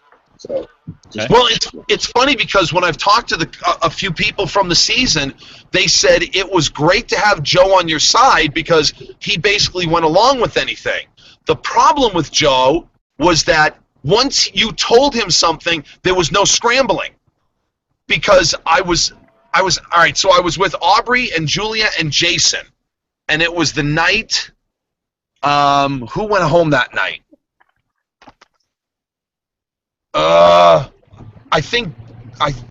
Damn it, I don't remember who went home that night now. But Julia actually made the comment, she says, if we do this, I think they turned on Nick that night. The girls got together and voted out Nick. And Julia actually said, if we do this, you know Jason's going to be pissed. And I looked right at her, I'm like, if you knew he was going to be pissed, why didn't you all vote for him? And she said, because we needed Joe's vote to do it, and Joe can't turn on a dime like that. Once you tell him, that's it, he's locked into place. So he was kind of difficult to deal with. Okay. Yeah, that's the perception I got as well, that once he was locked in, you couldn't really stop him and talk to him anymore. It was a done deal. He pretty much already filled out his parchment. So, let's see. At this point, the jury, right, and Ty is the only person that voted for Michelle. At this point, the jury doesn't know Sydney did all the work at camp. They only see Michelle fighting for her life and winning. There's no tribal at Final 5, but at Final 4, Michelle has individual immunity. She is able to speak pretty freely about the game. She locks in her vote before Ty, and when Sydney leaves, she doesn't really have an emotional reaction. In the Final 3 council, Michelle is presented as being the sole person wielding power and having to make a big decision. By contrast, Aubrey goes from a position of blindsiding Scott and controlling the Julia vote to one where she is actively trying to distance herself from Ty, who is presented as trying to dictate the vote. At Final 4, she is fighting for her life. She wins after her fire collapses because Sydney is utterly incompetent at starting a fire. Then at Final 3, she is actually building up Michelle's importance and acceding to Michelle's power. And you don't have to be bitter to come to the same conclusion as Scott and Julia when those are the facts you see happening in front of you. The other thing to remember is this is a social game, but the true social game is boring TV. And we get only the briefest glimpses of it, creating positive relationships with other players instills in them a confirmation bias inherent to all people. If any person wants to find a way to believe something, they will give more emphasis to evidence which supports their preconceptions and will ignore evidence that undermines those preconceptions. I totally agree with that point. That's a very valid point. Yeah. That is a really valid point. Yeah. And it kind of feeds into what Kelly said earlier about Michelle's social game. You know, she said that was her strongest point, but she must have done something strategic. Why did they show nothing of it? And, you know, again, I think that's just they intentionally played the shell game with us, and I think there's some disappointment on everybody's part because of it, because we wanted to see what was the good gameplay that she had. Yeah, and the point that Michelle took over was last week to this week. Or maybe, I don't even know if it was last week. It seemed like it was mostly this week. But, I don't know. I think it was before that. I think it was when her and Ty had their blowout at Tribal Council. I think that's when Michelle suddenly became a person of interest, so to speak. When they noticed her. That was when the jury first noticed her. Yeah. And said, oh, there's Michelle. She's still here. Yeah. Okay, so Aubrey seemed to be playing a game to win jurors' minds. Michelle apparently played a game to win jurors' hearts. Winning hearts so that people actually want you to win at the end is just as much a part of the game as counting votes and pulling off blindsides. Michelle appears to have done that better than Aubrey, and that arguably means she, in fact, played a better game. When the jury makes a decision viewers disagree with, it isn't necessarily because they were bitter. It's because they have a very different set of facts and experiences they are evaluating. It's like the viewers are doing a simple maze on a piece of paper where you can see an overview of the entire maze. The players are inside a life-size version of that same maze trying to figure out how to get out. It shouldn't surprise us that as viewers we think the maze is much easier to solve than the people actually playing the game. If people liked Aubrey's game more, they're entitled to their opinion, but we should be careful about discounting the jury's decision as wrong, lest we all become Russell Hats. That's an outstanding analogy. I know, that's why I wanted to read it. I love Mike's feedback. That's Mike Razor. Great feedback. No jury is really wrong, though. Like, you can't, like, we have to go back to the fact that just every jury is different. I mean, do I think that some people were, air quotes, bitter? Yeah, it seems that way, but, you know, they made the decision based on their feelings, right? Who they think did the best job. That jury, given on any other season, could have picked a different winner. So that's always something you have to take into consideration when you're playing. I agree. It's not necessarily who deserves to win. It's who the jury wants to win, because they're the ones who get the pick. Yeah. You know, Tolly in our chat room wrote a pretty interesting little short couple sentences. Maybe the editors didn't want to make Ty look either foolish or like a villain. They knew Ty would be a fan favorite, and they probably want him to come back. Maybe Michelle's strategy game made Ty look dumb. Maybe he's saying maybe if they showed more of how Michelle played, it would have made Ty look not as good. Well. Now look who decided to show up. Hello, Colton. Everybody say hi to Colton. Well, we'll say hi to Colton whenever he's... I see he's waited until after we've talked about his draft picks. Yeah. And Colton, where are you, Colton? Where the hell are you? Are you in a bar? Yeah. Is that bad? Is that like the D&D rules? Oh my God. No. I was just trying to do my due diligence and show up. We can't hear you, but hey, at least you're... Let me turn you up.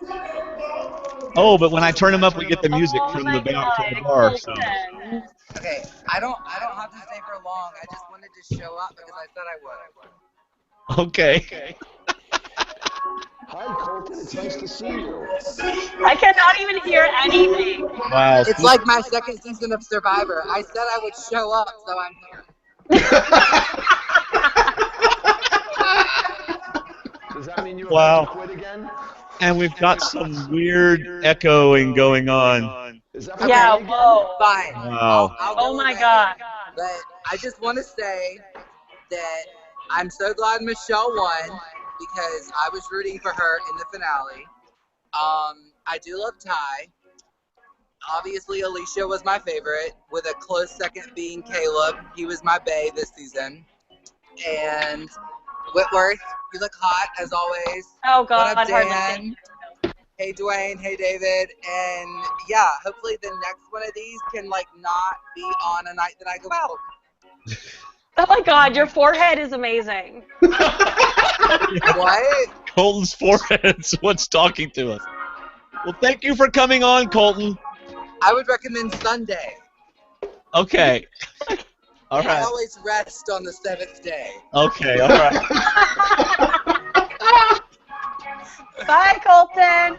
Bye, Colton. All right, bye, guys. See ya. Bye. All right. Let me read Mike from Canada. That was so worth this 60-second bit. Yeah. It was Really? Colton's forehead came to the show. Hi, guys. After watching the Survivor 32 finale, I felt a little cheated. Aubrey should have won hands down. She had great answers at Tribal and was clearly the decision maker for most of the game. Don't get me wrong, Michelle battled hard down the stretch and deserved to be in the finale. Still, for a good part of the season, though, Michelle was little more than Survivor furniture. Ouch. Ooh, that's a little brutal. Damn. Harsh words from A Mike little, Canada. little brutal, Mike. Okay. Yeah. Little brutal, eh? Some might argue we needed to have a season 32 version of David Murphy to keep the jury honest. Neil could have been that guy, but even then, Aubrey would still have been short a vote or two. So what happened, and why did she not win? Here's what happened. Despite loading heaps of praise on Aubrey when they were in control, of the game, at an earlier tribal council, both Scott and Jason really only cared about who they could use next and getting back at anyone who crossed them. Both Ty and Aubrey sent them packing, but more so Aubrey. And for that reason alone, she was not going to get their votes. All right? So clearly, despite appearing to be open to a potential winner's argument, 4 members of the jury were on autopilot. It was a done deal well in advance. Scott, Jason, Minion 1 Julia, and honorary Minion Nick were locked into a Michelle vote. You can watch it again, and despite asking each finalist to bear down, Nick didn't ask any questions, and questions from other jury members often weren't asked at all. Really, why would you ask each finalist the same question when all decisions were made? So while often the most deserving survivor doesn't win, seldom when given 2 or 3 choices in the finale does the jury mess it up like this. It's about 2 angry guys laughing in Survivor's face. That's how I see it. Thanks, D&D, for a great season of Survivor podcasts. Mike from Canada. Do y'all think that Jason and Scott were the deciding factors? I don't think No, so. because you had other people like Debbie. I was able to watch Debbie's Jury Speaks video, and she said, I was so surprised. She said that she didn't respect Aubrey's game. She didn't respect the lying and her voting her out and going back on her word. So I don't think it was just, I don't think we can put everything on Scott and Jason. I don't think people are really influenced by them. I think people kind of laughed at them, to be honest. So I don't think that that's the case. Okay. Yeah, I agree. There was too many strong personalities. I thought that they weren't going to be that swayed. But at the same time, I was asking myself, is Nick a judge? Because is he giving jury orders? Is he giving orders for the people, or is he actually a jury member to get a vote? Because I didn't get his thing at all. Well, it's almost every season now we have that one player that CBS producers want to do that, and Nick was the obvious choice because we all know that CBS producers go through all of y'all's questions, and if they don't like them, they switch them up, and they so. No, that's not true. Oh, okay. No, that's not true. No, seriously. Really? Dude, believe me, I would tell you the truth. Not with me, Well, they then, didn't. I also liked your question then. I guess. I mean, I didn't get any feedback from anybody on my season where they wanted you to change the answer. Didn't you meet with Probst before the final tribal? Yeah. Yeah, and so what? And they asked like, who you're voting for, who you're leaning towards. Tell me why. What is your final question going to be? No. And yeah, he asked me who am I voting for, and I said I legitimately don't know, but it isn't effing Mike. That's word for word what I said to him. Okay. And he asked me what I was going to ask everybody, and I love Will, but Will did nothing in the whole game. And that's fine. From my perspective, and I saw Carolyn as the same. I didn't see Carolyn as doing anything because I only saw her from, both her and Will from the merge on. Yeah, but then And you didn't want to vote I for didn't Mike. see them as doing much. So it was tough to go because I was bitter. I'm not gonna lie, I was bitter as hell. Oh, Yeah. who'd we lose? Lost Dave. Oh, David said he'd David. be back. He's back. Oh, there he is. I think he probably switched But- to his phone or something. I shot the ducks. Yeah, Nice. but they will, if people are struggling with So questions. I was or, bitter as like, hell. on- And originally, I Like, was my just my question- original question Hold to on, Carolyn. hold on. Y'all are talking over each other. Yeah, I'm And I letting don't Dan think- talk. I don't think you can hear each other, and that's why. So I'm letting Dan talk. I got a frozen Kelly on my side. okay. Action. Dan, go. My hair is blowing David, in the I got wind. to tell you, I'm a little offended by the clash of both Marvel and DC simultaneously. It's a major faux pas. I'm Just distracting saying. you, so you vote for me and not Dwayne. I'm kind of distracted. You're not playing Durham Warriors this year. No, I'm not. All right, Kelly, did you want to say anything else about that?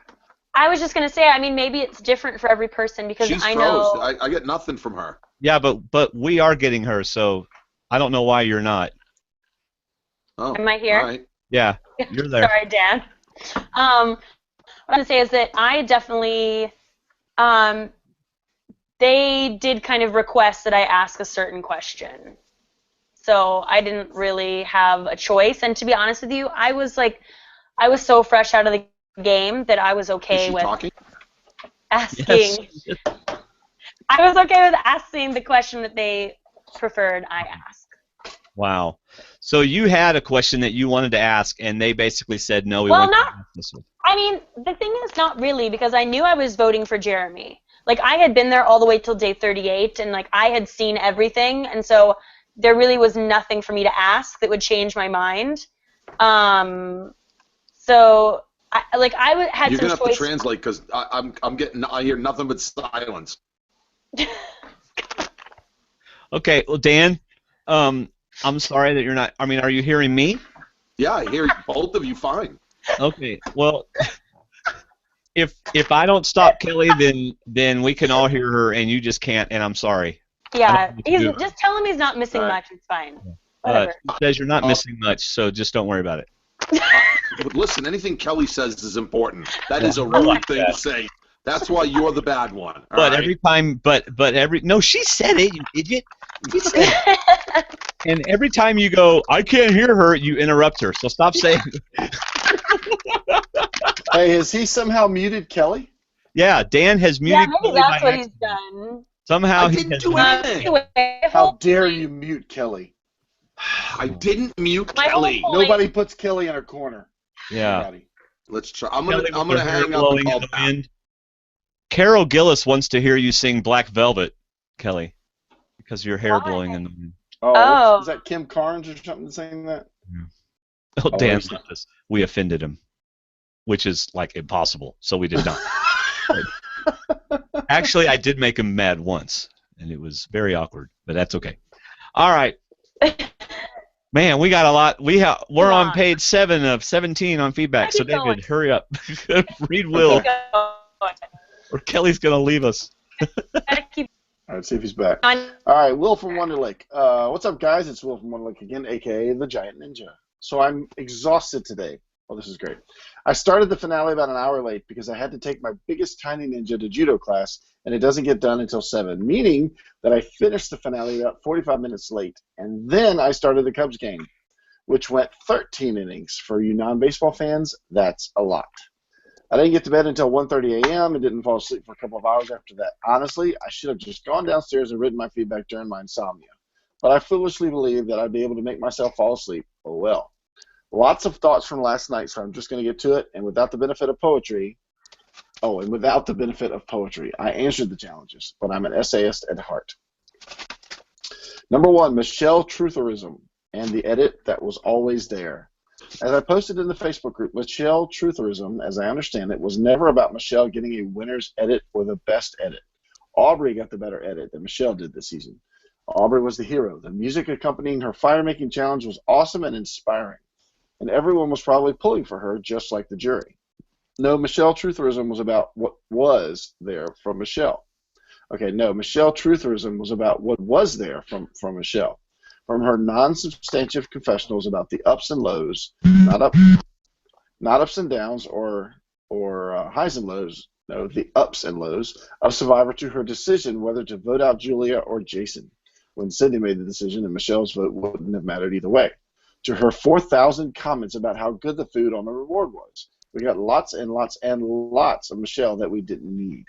She was always on our TV screen, but not because she was good TV, just because she was, well, there. And that's why Michelle trutherism was a thing. See, the only reason that we would give that much Michelle was if Michelle was the winner. Under any other scenario, most of what we saw from Michelle would have been left on the cutting room floor because it was bad TV. All right. Number 2, Team Aubrey had a giant ninja on it. I was pulling for Aubrey, really and truly. She played a great game, in my opinion, and I would have voted for her given what I saw. That's not meant as a slight against Michelle. I wasn't a juror, and I wasn't voted out of the game, so my vote doesn't matter. But I loved Aubrey's game. Hey, I want to go back to his first point and make sure that Kelly and Dan don't have anything that they want to say about it. Basically, if I understand what he's saying, he figured out she was going to win because they wouldn't have shown all that stuff if she wasn't going to win because it wasn't good TV. Do y'all play into that at all? Do you think that? Yeah. I did feel that way early on, that she was just getting these like throwaway confessionals. As it went, I kind of like felt early on that she could be winning because of that. But then as it got further and they were showing more Aubrey and Sydney and like the strategic side of them, I genuinely thought she was a losing finalist. I thought, okay, she's going to be in the final, she's going to lose. And so they have... David. Can you guys hear me? Yes, I can hear you just fine. So can Dan. Oh, I can't hear either of them. Okay. So do I go on? Well, let's let Kelly finish what she was saying, and then now I'm not hearing Kelly. Okay, that's good. Oh, gosh. See, it's not just me. Apparently not. I'm here, guys. I've been on the same Wi-Fi the whole time. I haven't moved, as you can tell. Hey, Kelly. Yeah, but something's happening to your Wi-Fi because every now and then you sound very robotic and you freeze and you're not moving. I was driving home. Oh no, amigato, Mr. Roboto. Yeah, Kelly. Just tell me when to return. Dave, I don't know why David can't hear you. This is really weird. Both David and Dan are now on iPhones or whatever. I would never own an iPhone, thank you very much. Dan's on Dave, disconnect the phone call and call back in again. As soon as I did that, Kelly, the problem with Kelly was fixed. All right, I will continue Will's feedback. Unless you had... My point did is you that want to finish I was just saying that I thought she was a losing finalist. I thought they're not giving a winner this kind of edit. This is too crappy. Like, they must have to be sure because she gets to the end, and that's it. There you go. So you took the same... Moving on. Right, okay, gotcha. Number 3, Survivor with a twist. So that was different. Jeff told us at the reunion that they'd been talking about voting out a juror for 7 years. Not seasons, years. But hadn't found the right time to try it out. Another way to put that, Jeff thought it was a really good idea, and people were able to talk him out of it for a long time. But not forever. Honestly, I didn't hate the twist, but I certainly didn't like it. First off, having the collective that you voted out choose the winner is the essence of Survivor. I don't like monkeying around with that formula, but it was certainly interesting. Credit where it's due. Michelle made the right choice, and why Aubrey played up what a tough choice it was at Tribal Council, I'll never know. She basically gave Michelle all the props for choosing right, which Michelle did. Aubrey should have simply said, it's an easy call. If you're Michelle, you vote out Joe. He's the only juror who we know where his vote is going, and it's not going to Michelle. Yes, she'd be sacrificing a jury if she convinced Michelle, but she had to know Michelle would choose Neil, and Neil was a much more valuable juror to Aubrey given the potential up-in-the-air nature of the Braun votes. Neil could persuade them, at least in theory. Joe would never be able to do so. All right, David, you want to continue? Number 4, it's a final 2. Psych. I really didn't like the way this final 2, final 3 mystery played out. To be clear, there are good reasons for final 2 and good reasons for final 3, and I'll get into some of those below. Oh, there's below? Okay. Sorry, just kidding, Will. But I don't much care which way they go in any specific season. What I don't like is for players to have self-selected the group that will compete at a final tribal council and not know about it. That doesn't seem fair to me. You want it to be a final 3? Tell them so at 4. You want it to be a final 2? Don't tell them until 3. But don't say nothing until 3 and then say it's you 3. Congrats. Number 5, the elegance of a final 2. The best argument for a final 2, in my opinion, is the elegance of the game. Survivor is a game about voting people out until you can't vote people out anymore. And at that point, the people you voted out choose the winner. When you stop at 3, there's more self-selection to do. It seems hollow, less perfect, like a designated hitter. That's from a Cubs fan. That's good. Or a shootout in hockey. It's just a different game. Oh, I completely agree. I hate penalty kicks in soccer. Number 6, the beauty of a final 3. When they first tried a final 3, it was to protect the best players. Too many great players had gone out at 3 since nobody wanted to face them. Rudy, Rob C., and Johnny Fairplay would all have won their seasons if they had made it to the end. But the jury had to choose between other players each time. By creating a final 3 instead of eliminating one more player, that great player who was leading the strategy of the alliance had a chance to rack up the votes.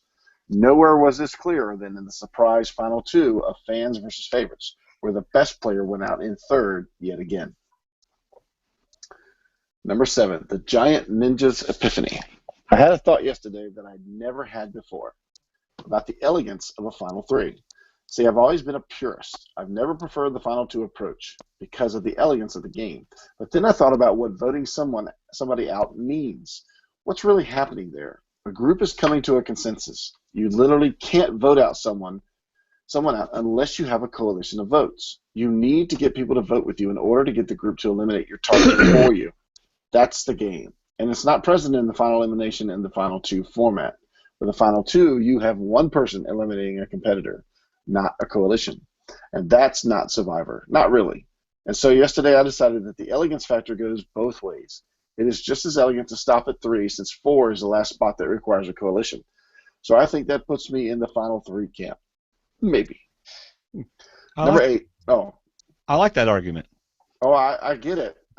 But I'm still either. I still could care less which one they do. Number 3, Age Warfare is back, yo. So it's Nicaragua Part 2. It's funny because I just watched Nicaragua over the last 2 weeks at lunch, and I liked it. It was good. With less Jimmy Johnson, millennials versus Gen X. Really? That sounds dumb. I'd rather hear back versus not. No, I'm just kidding. I added that. Almost as dumb as the average millennial. Shots fired. Team Gen X. Just kidding. I don't care. Number 9. Mikey and Kelly sitting in a tree. Hey, Kelly. Mike is 4, and he can read, and he's still adorable, and he loves him some Kelly. So I guess that's the little ninja. That's okay. cute. Oh, And that's little ninja. That's Yeah. super cute. Okay, Little just one. Number 10. Okay, just one poem. The season CBS titled Rōng had Team Aubrey following all along, but we knew in our heart what was clear from the start: 32 was always Michelle's song. Talk to you next season. Later, peeps. Will at the Giant Ninja. All right. Another good, deep, thorough feedback. Nice. Thanks, Will. Yep. Nicely done, Will. All right, Dan and Kelly, y'all still awake? We're here. Oh, All right. yeah. We got Bobby. My first thought of this episode was, does anybody actually prefer Final 3s to Final 2s? I feel like a Final 2 is more dramatic. Wow, we're getting a complete opposite. I know. That's why these feedback are so good. Yeah. Now, of course, we've already said our share on this, so we'll just read his and let him talk. I feel like a Final 2 is more dramatic because almost every season the third place person is a non-factor, and it just eats up airtime that the real contenders could have gotten. However, this is me speaking, the argument is, though, that third person would have been in the Final 2 because they would have gotten rid of the other one, the real contender. So when they went to the last challenge, I am like, awesome, they're going back to the Final 2 format. And then Jeff reveals the twist, and I am so deflated. I didn't even watch the first part of the challenge because I was complaining to my friend about how much I hated the twist. I love that part that he so hated the twist that he stopped and started yelling to his friend. I love that. I thought the power would not have mattered at all, and it didn't. So I guess that's also partly why I didn't care who won. People just don't change their minds at Final Tribal. And after watching all of the Jury Speaks segments, they all had their minds made up. The only thing I can salvage from that competition was that if it was the final immunity challenge, Michelle votes Aubrey out and wins unanimously. So she was winning either way. I hope this is power one and done. I hope this power is one and done. I have seen a lot of discussion over whether Michelle is a deserving winner. The prevailing thought seems to be that Aubrey deserved it more, but I disagree. Jury management is a skill that so many fans forget about because the players that do worry about it tend to be more boring. I am of the belief that no matter what combination of people are sitting in the final three, the best player among them will always win. The jury is not going to vote for the wrong person. Every juror wants the right person to win. Who the right person is varies from person to person, but that's all part of jury management. It's not flashy, but it's an important skill. Only Michelle was paying attention to it. The pivotal moment for me was the Jason elimination. If she wanted to, she could have gotten Michelle out that week. Her, Joe, ties 2 votes in Jason. This mistake cost her. She was so dead set on getting the guys out that she was blind to the entire scope of the game and all the bitterness she was causing. She could have been in the final 5 with Jason, Ty, Joe, and Sydney, 4 people that the jury did not respect. Aubrey underestimated Michelle. Finally, kudos to the edit. The season was very well edited in that I think most episodes were not predictable. The only episode that was obvious was Joe's medevac, and that was only because I knew there were 3 medevacs. There wasn't a single post-merge tribal council that I thought was quote-unquote obvious. It was a good season, and I'll see you next season. See you then, Bobby. Woo! Okay, well, there you go. All right, let's do it again. Next one, Janice from Alabama. Alabama. Alabama. Hey, D&D and Kelly, and I'll add and Dan, since we didn't promote Dan yet. I was disappointed but not surprised by the outcome of this season. I really wanted Aubrey to win and believe she should have won this season. I'm writing in to talk about spoilers. During a season, I will sometimes browse Survivor Sucks. Why? Why would you go and ruin your season? I mean, no disrespect to the site, but yeah, they're going to spoil. Okay, sorry. Glutton for punishment. Yeah. It isn't a friendly group of people, and I won't recommend anyone else visiting it. But sometimes I get bored at work and can't help myself. Oh, surely there's something else. Stay away. There's something else you can read black on the hole internet. of sadness. Oh, God, yes. I never participate in the discussion. Just scan some of the topics and will read some posts if it looks interesting. Oh, that's like what's the magazine at the counter? The Inquirer. The Inquirer. Yes, it's like I don't read it. I just look at the pictures.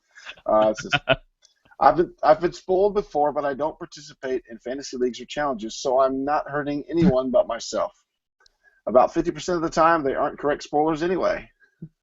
This season, I saw a discussion thread entitled CBS Spoils Jury/Final 3. I was curious, so I started reading it, and this is what I discovered. If you have seen the Ponderosa videos, you know that they have that short little opening theme and music to the video every week. Apparently, CBS was using shots of the people that were at Ponderosa in this opening. The people on the discussion thread had screen caps of an overhead helicopter shot and a shot of people's feet as they walked down the dock. From the screen caps, it was revealed who was on the jury for this season. Also, once this thread was started on Survivor Sucks, CBS edited the Ponderosa video to remove these clips from the opening. So they realized their mistake and corrected it. You can't see those clips in any of the Ponderosa videos for this season. However, they didn't remove it from last season's videos. Well, now I want to look. They used the same opening sequence for both seasons. Wait, stop. Dan, you're sitting and you just grabbed toilet paper. Do we need to know something? No. Okay.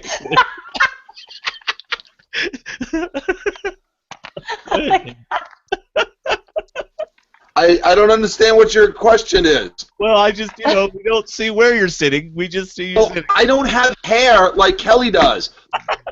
So, I was, Oh, he's wanting to blow. Okay, all right. You're trying to fit in. Okay, I got it. Got it. Oh, wait. Tolly wants to give credit to Reddit. He says, hey, we figured out the Ponderosa video Final 3 at SurvivorSpoilers.com. Sucks got it from us, smiley face. Okay, that's Tolly. All right, go ahead. Y'all got too much time on your hands, man. I was thinking the same thing. Damn. Oh, good Lord. Damn, Oh. y'all are crazy. That's nuts. All right, Wow. so Janice Anyway, that's cool. continues. I mean, it's cool. Yes. Kelly's like, y'all are nuts. I mean, but that's cool. No, do you. Like, do you. That's just crazy. You killed those people, but if that's what you like to do, that's okay. Okay. All right, go ahead. If you go back and rewatch any of the Second Chance Ponderosa videos, you can see both the shots of the feet and the overhead shot. So that's, if you want to see it, go back and watch those videos. Since we all love Kelly, it is a good excuse to go back and rewatch Kelly's Ponderosa video. That's true. If you want to see a frustrated blonde, that's yes. so nice. Yeah, yes. Anyways, I discovered this about midway through the season and thought it was interesting. Of course, I wasn't going to mention it until after season was over. Thank you, Janice. Keep up the good work, and can't wait to see Kelly on The Price is Right. Oh, Janice in Alabama. Did you win anything? I can't tell you. No spoilers. Man. Good What girl, Kelly. What I will say is that the survivors only got to play with a fan, so we didn't win anything. Oh. Which, like, kind of bummed me out, but okay. Now, did the fans know who I y'all didn't win were? $1 million. Did the fans at least know who y'all were, like, more than the radio station did earlier for you? In other words, were you standing beside somebody who went, "Did you win Survivor?" Or did they actually know who y'all were? Isn't that on NBC? All right. Kelly's not ignoring. Yeah, I think so. They All right, let's go on. This is from Becky. The only thing that bothered me about... I'm sorry, Kelly. You like froze, so we didn't hear anything you said. I'm really sorry. I didn't say anything. Oh, well, there you go. She gave away Price is Right spoilers. See? We Yeah, missed it. Yeah. She was spoiling them, and so CBS intervened. Yeah, exactly. They do. The only thing that bothered me about Tribal Council was Scott saying Ty didn't use his immunity idol. He didn't get a chance to use it at the end. Joe was evacuated, so that screwed it up. Right. Yeah, that is true. If I was Yeah, Ty, Scott's bitter. He didn't use it for him. Get over it. Yeah, that's what Scott was referring to, that he didn't use it to save Scott. Yeah. Right. He also tried to make it like you never even got to use it. You know, so He didn't Who have cares? to use it. That was better. Yeah, that's dumb. there you go. Souvenir. Yeah. Joe was evacuated, so that screwed it up. I was disappointed Ty didn't get at least a couple of votes. Cue Dan. Mm-hmm. I'm still surprised at that. Yes. I thought, I'm not sure who would have. I mean, if I sit down and think about it, I really kind of thought that Jason and Scott would have at least respected the good gameplay. But they made a decision that was right for them, and it is what it is. Yep. I don't know if I've said it before, but if I haven't, I still say I would like to see an anti-idol. You know how you find hidden immunity idols? Well, Kelly finds them, but I don't. But I would like to see an anti-immunity idol. So Dwayne finds an idol, and Dave finds the anti-idol, and it's a strictly defensive maneuver. So you don't want to tell anybody. You don't want to tell anybody that you have it. So, okay, that's sexy as hell. I'm not gonna lie. I can't. Okay, keep going. I can't. I'm distracted by the blonde mustache now. So Dwayne plays his idol, and then Dave takes out the anti-idol, which negates Dwayne's idol completely. Okay. So you're behaving however you're behaving, thinking you're completely safe. True. And all of a sudden, Dave whips out an idol, and it nullifies yours. Yeah. It helps Dave in no way whatsoever. But it makes it so you end up leaving the game, so it could. Yeah, thanks a lot, Dave. Because Dave gets voted out. So that's how advantages work in Survivor. You play the extra vote or the vote stealer, and then you get voted out at the same time. Well, Ty didn't get voted out, did he? It didn't hurt him. Nope. All right, he continues. It should have been him, Ty, Sydney, or Aubrey, as they had more gameplay through the season. Sia interrupting was a little weird. Okay, something we haven't talked about very much. What? Sia interrupting was a little weird. Didn't know who it was and thought maybe she had Mark under her jacket or whatever she was wearing. I was confused at first. They should have had us invest in Mark the Chicken if they weren't going to give us a good story. I'm sorry. They shouldn't have had us invest in Mark the Chicken if they weren't going to give us a good story like Ty took him home or they rescued him to some animal sanctuary or something. Yes, I am attached. We ate that thing. What they should have done at the finale is handed Ty a bucket of KFC and said, "We found Mark." That would have been hysterical. That would have been awesome. But then No, all he has to do is go back and watch Cambodia on the Kaôh camp, and he'll see what happened to Mark. Oh. Hey, so I was asking and thinking about this, Dan. If you're at day 37 and you're getting woken up before the sun even comes up by a chicken, are you like me, accidentally going out, walking around, and suddenly stumbling over the chicken that suddenly breaks its neck? Yes. But the problem is they would film you doing it. You would have to kill the chicken whenever production was not around somehow. Right. You simply say you're going to Coconut Tree. That's it. With the chicken. Come on, Mark. Let's go for a walk. Yeah. Yes. Crack. I got to go to Coconut Tree at 3 a.m. There's only one camera guy at night. He's not going to follow you if you're going to take a trip out there. You grab Mark by the neck and you take a little stroll with him and oops. There you go. Wee. Okay. It's finger licking good time. Yeah. Looking forward to next season already. Thanks, guys, for the fun this season. You're welcome. Thanks, Becky, for the feedback. So, Kelly, are you saying that you recognized Mark the Chicken? He looked an awful lot like a chicken that we had at the Kaôh camp we got off the boat. That's all I'm saying. And he tasted good? Delicious. Oh, well, I hate to spoil that theory, but Miriam said that Ty said Mark passed away on the Gordon Holmes interview. How does he know that the chicken that was left in Cambodia passed away? Because the chicken never left the set. It's and why did on it the happen set. during the interview? Yeah, it passed away. It passed away because we ate it. It didn't pass away. It got passed. Okay? That's what happened to it. Miriam says that is not what Ty said on Gordon Holmes. Yeah, well, Jeff Probst probably told Ty that he passed away, I don't know. Yeah, they of probably natural told him that so that he wouldn't. He probably wouldn't get on the plane until they promised him that the chicken was. Because I don't. How did they know? What do you mean? Production took it back and what did they do with it? It says Ty said production hung around him for the next season. He passed after that of natural causes. No, that was called Joe axe. Englund taking him down and we ate it. He go. didn't pass I don't know. Whatever. Okay. I'm done with the chicken thing. Yeah, really. I bet. I'm over it. Woo! All right, Stephen, New York. Go ahead, David. Well, Tolly's got a question I'll read real quick, and he wants to hear the survivors weigh in. If Neil had pulled out his idol at the final 3 jury twist, if he played it like he owned it, would Jeff had went with it? Ooh. No. No way. No. No. Not a chance. It would have been All funny, right. though, if he would have It said, would have been funny, idol. I got to admit, that would have been pretty funny if he had done that. Yeah. Especially when Probst went to get the vote and come back to read it, and he pulls it out, and Scott pulls his out. So Well- neither one can get voted out. Yeah, but did you see how many times they showed Scott and Jason going, yep, they're talking about me. They're talking about me. It's going to be me. Yep. Yeah. And it's that was funny, kinda- and it's funny because it wasn't the vote for Aubrey; it was the influence that they kept referring to when they kept showing Scott and Jason, like Kelly said about being influential, whether Right. they're wondering about that or not. Yeah. All right, so Steve in New York. Steve is also the graphic artist who puts all the great graphic stuff on our Facebook page. And hello D&D, and I see Kelly Glasses is on. Woohoo! LOL.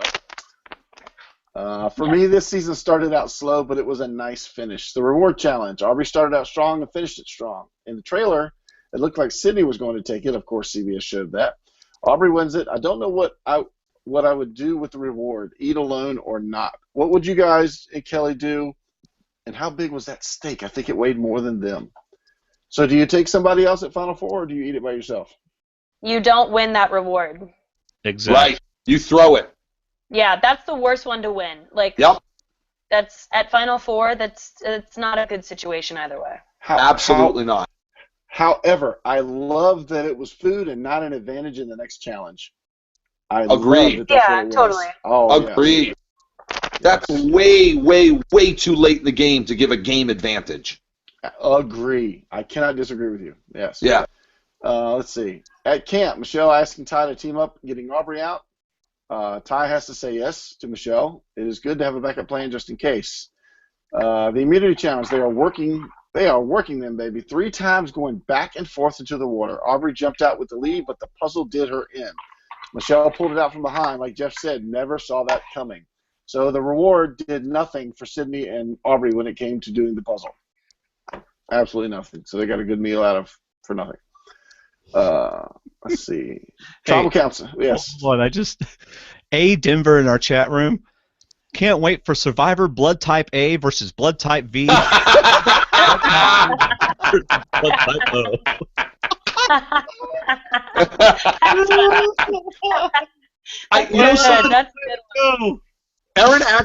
Erin came up with one that she thought would be interesting, and she said, how about a 3-tribe scenario? The oldest child, the middle child, and an only child. That might be interesting. There you go. Yeah. Wow. All right. Go ahead. Actually, nobody cares about the middle. It's got to be the oldest, the youngest, or the... Well, okay, so oldest child, youngest child, only child. That way I get to play. Yes, that's how you should do it. Yes, there you go. They could be of any age, so the ages wouldn't matter. That's right. Exactly. Steve continues. There's a tribal council. There's a tie. Wow, we have a fire challenge. Aubrey wins it, but I was thinking she was going to lose it with the fire going out. Credit to her for not giving up. Wow. Sydney couldn't get a flame. Is it that hard? I guess all the people watching you, camera crews, that doesn't make it any easier. After it can't. Hold on. Go ahead. You know, if I'm Aubrey, I'm like, turn off the stinking fan. Yeah. Right? I mean, yeah. Was that fire not like it almost burned Sydney? I thought it was going to burn the stake down that was holding the stick, the twine. Yeah. I was waiting for Sydney to pick up her stuff and lean towards Aubrey's fire. Yes. Fire. Wow. Hey, if it comes in my circle, I can use it, right? Right? Okay. Let's see. After it came, I thought Sydney was going to win that. I did too, because I thought Aubrey had lost all of her equipment. I thought she was done. Let's see. After a camp, Ty made a good point when he said Jeff never said over there. Be ready. So. Yep. Let's see. Oops, my battery's going down. Okay. Jeff never said this is the final, so there is tree mail, not bacon and eggs, about a challenge. So reward challenge. They get to the challenge and they find out they are in the final, and they are playing to vote off a juror. Sorry, I'm not happy with this twist at all. That was in all caps. Would you guys like to have them play it out with immunity or for voting off the jury? Most of the time, the final tribal council is not even close. What do you guys think? Well, we've already talked about all that. Okay. Michelle wins this, and what is funny, she is asking everyone, who should I vote off? Haha. Tribal council. Michelle voted off Neil, and of course Neil was not happy. Didn't like when he walked over to Michelle and said what he said. So Neil got pulled twice in the game. Yes, Michelle, you picked the right person, LOL. All right. At the final tribal council, so we have Ty, Michelle, Aubrey. Overall, I didn't think it was too rough with the questions. Michelle won it. Not now. The biggest question is, did the advance help out? Did it matter? And he says, yes, Neil could have influenced the jury at final tribal council. What do you think? No. I don't think No, so. I already had all Neil's he was going to have. Neil's influence was already done at Ponderosa. Every single person had to listen to him. I'm sure of it, ad nauseum. So I would think after a while, if you've been at Ponderosa the longest, your influence would actually be less because you've got less time in the game. Right. You would listen probably more to somebody that came in after you. Well, you do. I mean, but if you have any influence at all, then you've reiterated to every new person. So I'm there first, and Dave, you show up. Well, now I start telling you how, things that I saw, things that I didn't see, conversations that you weren't a part of. Then Dwayne joins us. Now you listen to it all over again, and I listen to yours all over again. And then Kelly shows up. Now we listen to the three of us again, and then we hear Kelly's. So you and I are hearing the majority of it over and over, and it's becoming ingrained. Yeah. Okay. Oh, that goes back to an earlier feedback about how we hear something so much so that we don't hear just anything against it. That's good. Let's see. Michelle won it. The big question is, we did that. What do you think? With Ty, I was so wrong. I thought Ty would win it, but no, I was wrong. No votes. Wow, he got the same amount of votes as Mark the Chicken. So let's see. The reunion, yeah, but Ty got his pay. The reunion show, of course they had to rush it because of time. When you talk to Jim C. and Sia, not sure who she was, is Mark the Chicken, talking to a family member in the audience. Of course you are short of time. The Price is Right Survivor. I would think. Yes. Probst said to Dalton Ross, if you're upset that we didn't talk to Neil or to Sydney, blame Sia. That's what he said. Okay. I'm sorry, whose show is it? He dictated that a little better? I think Probst gave it away when he said that we've met and become friends, and all of a sudden she appears on his show. I don't think they didn't know that something was going to happen with her. Like, she was backstage all day, like, in the audience. Oh, yeah. I can hear the conversation going, hey, did you like this? I loved it. I love Ty and the Chicken. Hey, if you want to do something, why don't you just pop out there and surprise us? It would be awesome.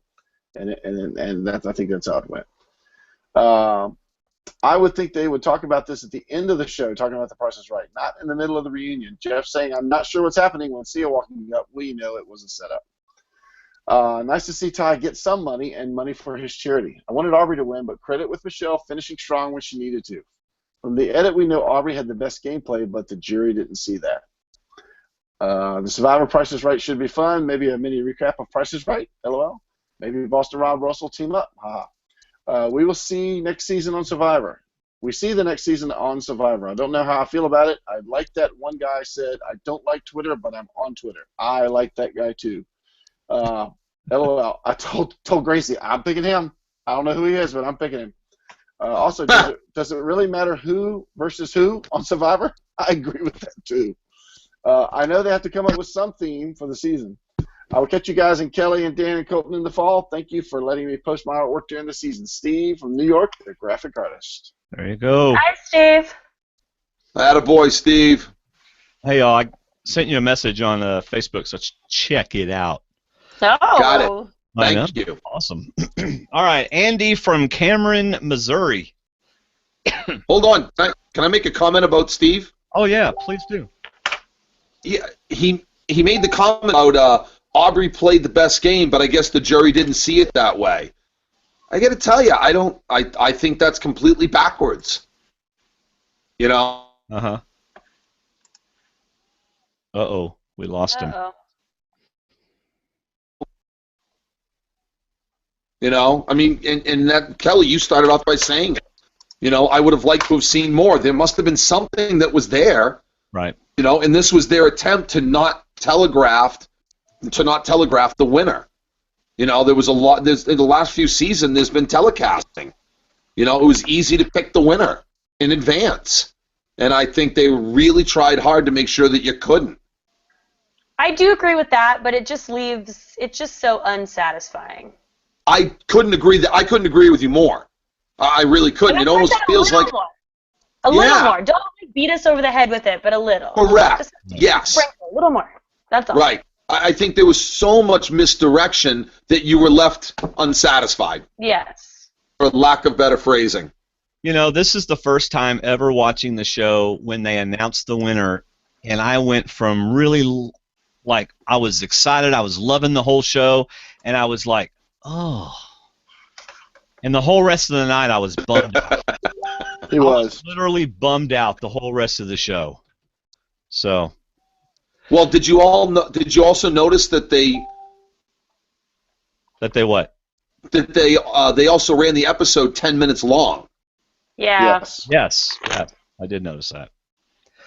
All right. By the way, y'all are great troopers. We've been on the show for 2 hours. We got 2 more written and 2 audios. So here we go. Oh, I always kind of like the audio. Oh, I know. Audios are always fun. All right, let's save the audio for last. Yeah, audios are last. All right. Good. Okay, let's do All right, it. let's power through these written ones. Through. We're going to power through. Andy from Cameron, Missouri. Good evening, Lady Wentworth and gentlemen. I love this, and Dan.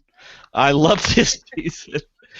And I think honestly would have been happy with any outcome from the Final Four we were given. I have seen and heard plenty of disgruntled talk of those who feel that Aubrey should have won this season and see Michelle's win as a letdown. So I hope to provide some perspective on this. It has been said countless times that juries will vote for the individual to whom they are comfortable losing. We need to keep this in mind when reacting to a season. It seems fruitless to me to make excuses about the jury making a mistake. No, they didn't make a mistake. They made a decision based on the information in front of them, just like 31 juries before them. The Russell Hansian, the game is flawed, argument is tired and outdated. The jury is the jury, so let's stop saying the jury is wrong and instead focus on trying to understand why they made the decision that they did. Again, the question here is, why was the jury, as a group, more comfortable with losing to Michelle than they were losing to Aubrey? Why would they want to vote for Aubrey? She was a very why would they want to vote for Aubrey? She was a very cerebral and strategic player. She was very good with her close personal relationships, as clearly shown in her wrangling of Ty and her apparently tight relationships with Joe and even Sydney. She was actively involved in trying to direct the votes and the course of the game. She showed great toughness during mid-merge challenges, though she ultimately lost them. She was spot on with her confessionals, and we knew clearly that she was trying to do and why she was doing it. I think these are the primary reasons that she was seen as a potential winner and why she was endearing to the viewers. Why would they not vote for Aubrey? Though the things mentioned above were great strengths and show her as a strong strategic player, they were also very private and thus unseen. She maneuvered strategically and wrangled Ty quietly and privately. She flew under the radar and was not generally seen as a threat due to her Wentworthian sneakiness. These were, there you go. These were not things that could be easily seen by the jury or even most of the active players. There is a small happy medium between being too public and not public enough, and I think it's fair to say she was not public enough. Publicly, she was often wishy-washy. At Tribal and in the group, she was often shown as unsure of which direction to go.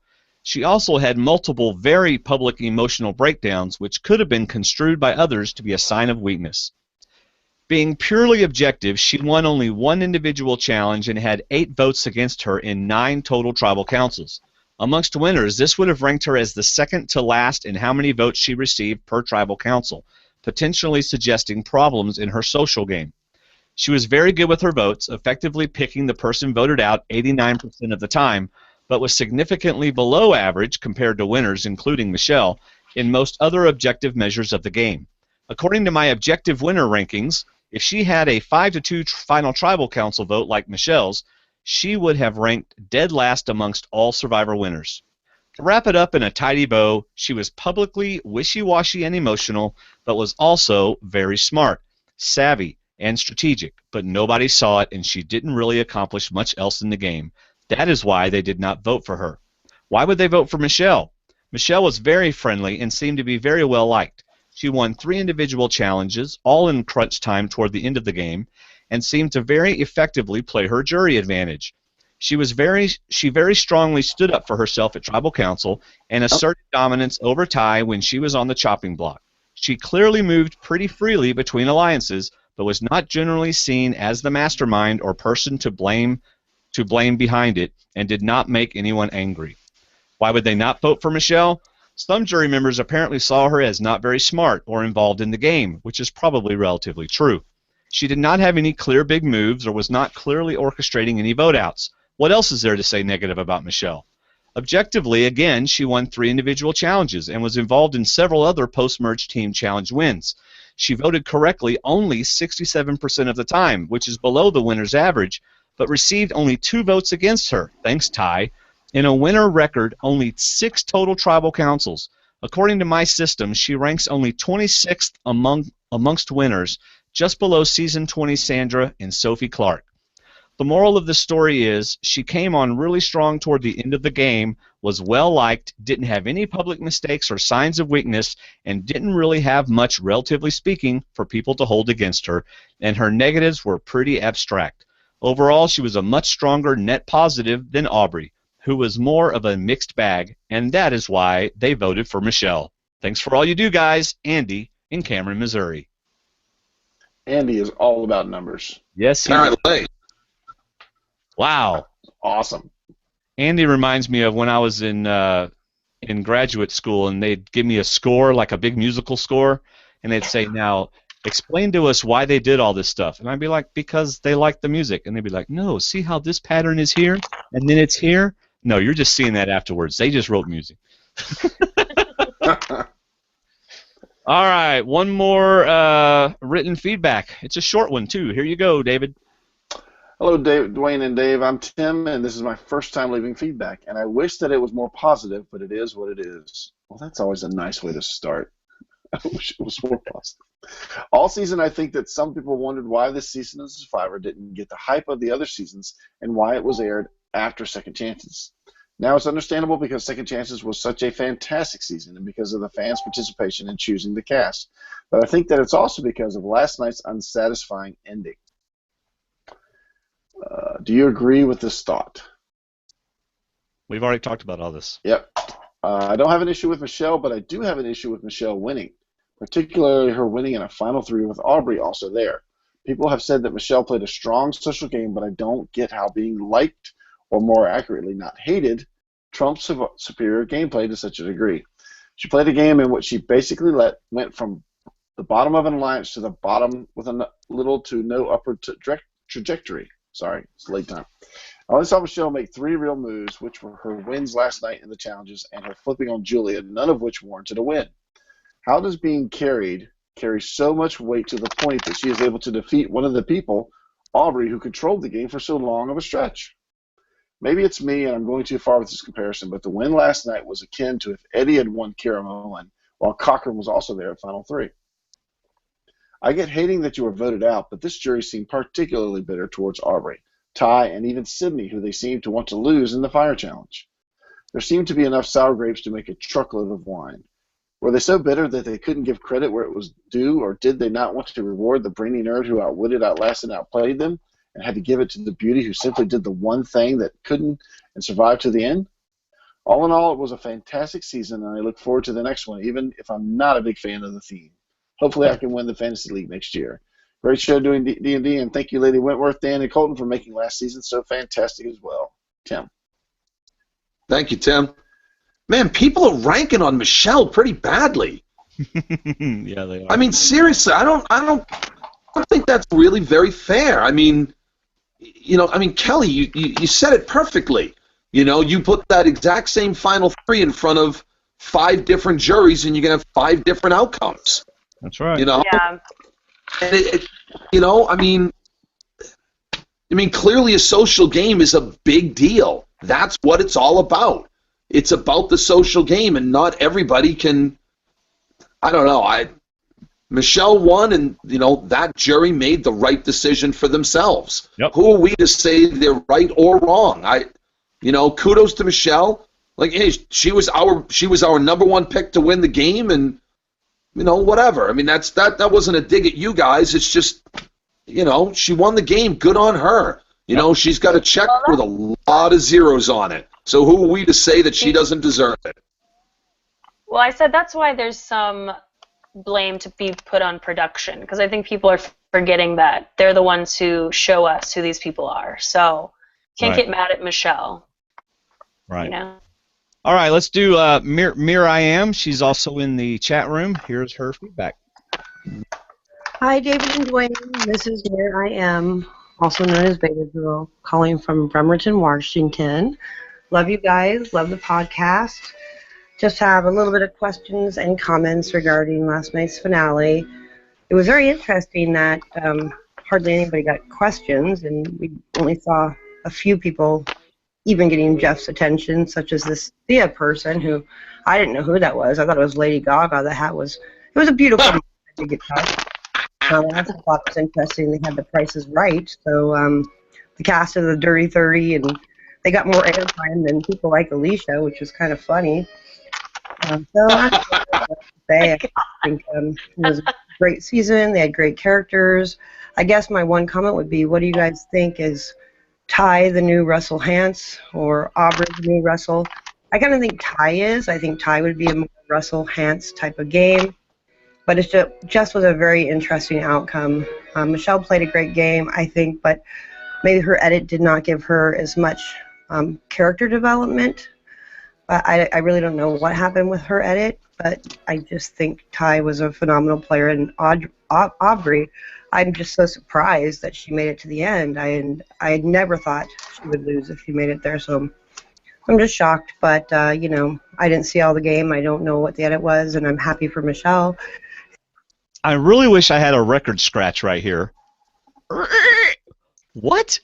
You took us all out of our, okay, we're hearing the same things in feedback because people hear the same things. And then you said Ty was like Russell Hantz. Isn't that what she said?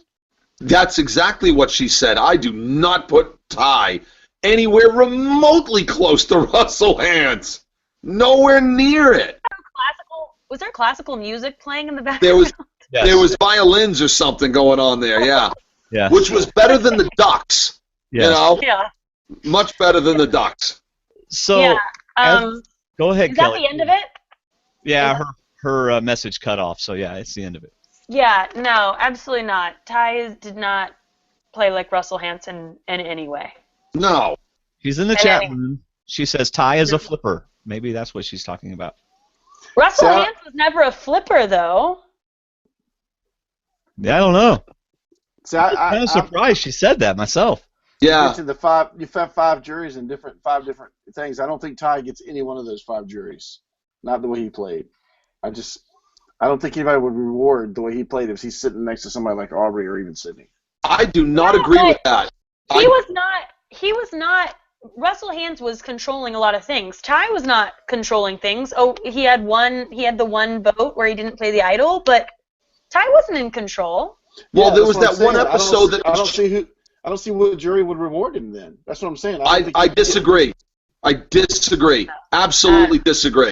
I think there could be a jury out there that would respect the fact that here's a guy that everybody's turned their nose up at by saying, why is he on the beauty tribe, and he became an underdog. And I think that's what people liked about him.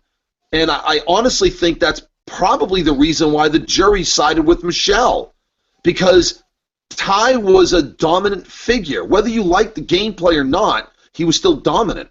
And Aubrey was the same way. But Michelle became the underdog. As much as they compared Aubrey to Cochran, I think Michelle was more like Cochran in that sense than Aubrey was. I was actually more surprised that they went after Sydney than they went after Aubrey, because I would have gotten rid of Aubrey because she was more of a challenge threat. Yeah. Well, Miriam, I think, finally caught up with us in her video, and it says, I think the jury did not respect Ty like Russell. Okay. I can understand that. Okay, sorry. All right, I'm with you there. So, all right, we have one last feedback, which will get us under 2.5 hours. Oh, that'll be the end of them? Yes. Oh. We've never had this many feedback before. It's crazy. This is awesome. And now I know why Survivor Fans podcasts limit your feedback to 3 minutes, because if you're going to have this many feedback, it goes on for. I know you guys might have to start doing that, Dwayne. I know, maybe so. All right, here we go. Kelly's like, especially if you're having me on the show. Yes. All right, here we go. Hello, Dwayne, David, and Kelly. This is Mark Percy. Just want to give my feedback on why I think Aubrey may have lost. First of all, I don't think that she did a great job explaining to the jury all the different things that she did in detail. She gave some glossing overview of what she did, but didn't give any solid details to convince the jury. Also, I don't think that she maintained great relationships with those that she didn't have an alliance with. So I think that that hurt her as well. didn't make them feel as part, so they couldn't connect and didn't want to move for it. So I think those are the two main things. And if you listen to Jason and Scott and Julia's YouTube video on the jury, they thought that she was playing out of fear and didn't respect her game. I think that all would have helped. Anyway, that's all I got to say. Thanks. Bye. All right. Thank you. Thank you, all of y'all, for your feedback. Yeah, that was Dan hollering in the background of that. You're welcome. Well, y'all, it was. Thank you very much for being on the show tonight and talking about the entire season and talking about our thoughts on the show. It was a lot of fun. Thanks for doing the D&D Survivor Fantasy Game Challenge Draft, which was also a lot of fun. And, welcome. Thank you guys. So it's been a long show. It's really enjoyed having y'all on. David, do you have any final words? No, I'm going to post Shayna's final results for the D&D challenge on our Facebook group. So we'll put them up in there. Well, they're on the website. They're already done. Oh, they're on the website too. That's right. Well, then never mind. I'm just tired and thinking of ways I can help and not do anything else in this podcast. Dan, do you have any final words? And we'll give Kelly the last word. Don't. I want to know what the final score was in the fantasy draft between us. Oh, I thought I sent you that. Just a second. Final score was... I can tell you the Thrice is Nice finished with 858 points. Ty was our top point getter. And Double D Brigade finished with 987 points. There you go. Wow. Yeah. Yeah, like 129 point difference. Sorry. Who was our big point getter? 213 was Michelle and 207 was Aubrey. You had two people over 200. Yeah. Wow. But hey, Darnell got us 24, so... Ha! All right, Kelly, we're going to end the show with you. What would you like to say? Oh gosh, no pressure. I know, Will. No, I don't know. Just thanks for having us. Always fun. Appreciate you guys. We'll see you in September. That's right. That's right. And we'll see you. I mean, you'll see me before then, but... Well, I know. And we'll see you on a movie talk episode. Yes. Exactly. Movie talk with D&D. We did one with Dan. Didn't we, Dan? Yeah. We did. Top Gun. That's Top Gun. That's right. We're going to have to do that again. That was fun. Bye, everybody. Everybody say bye. Bye, Good night, guys. everybody. Bye.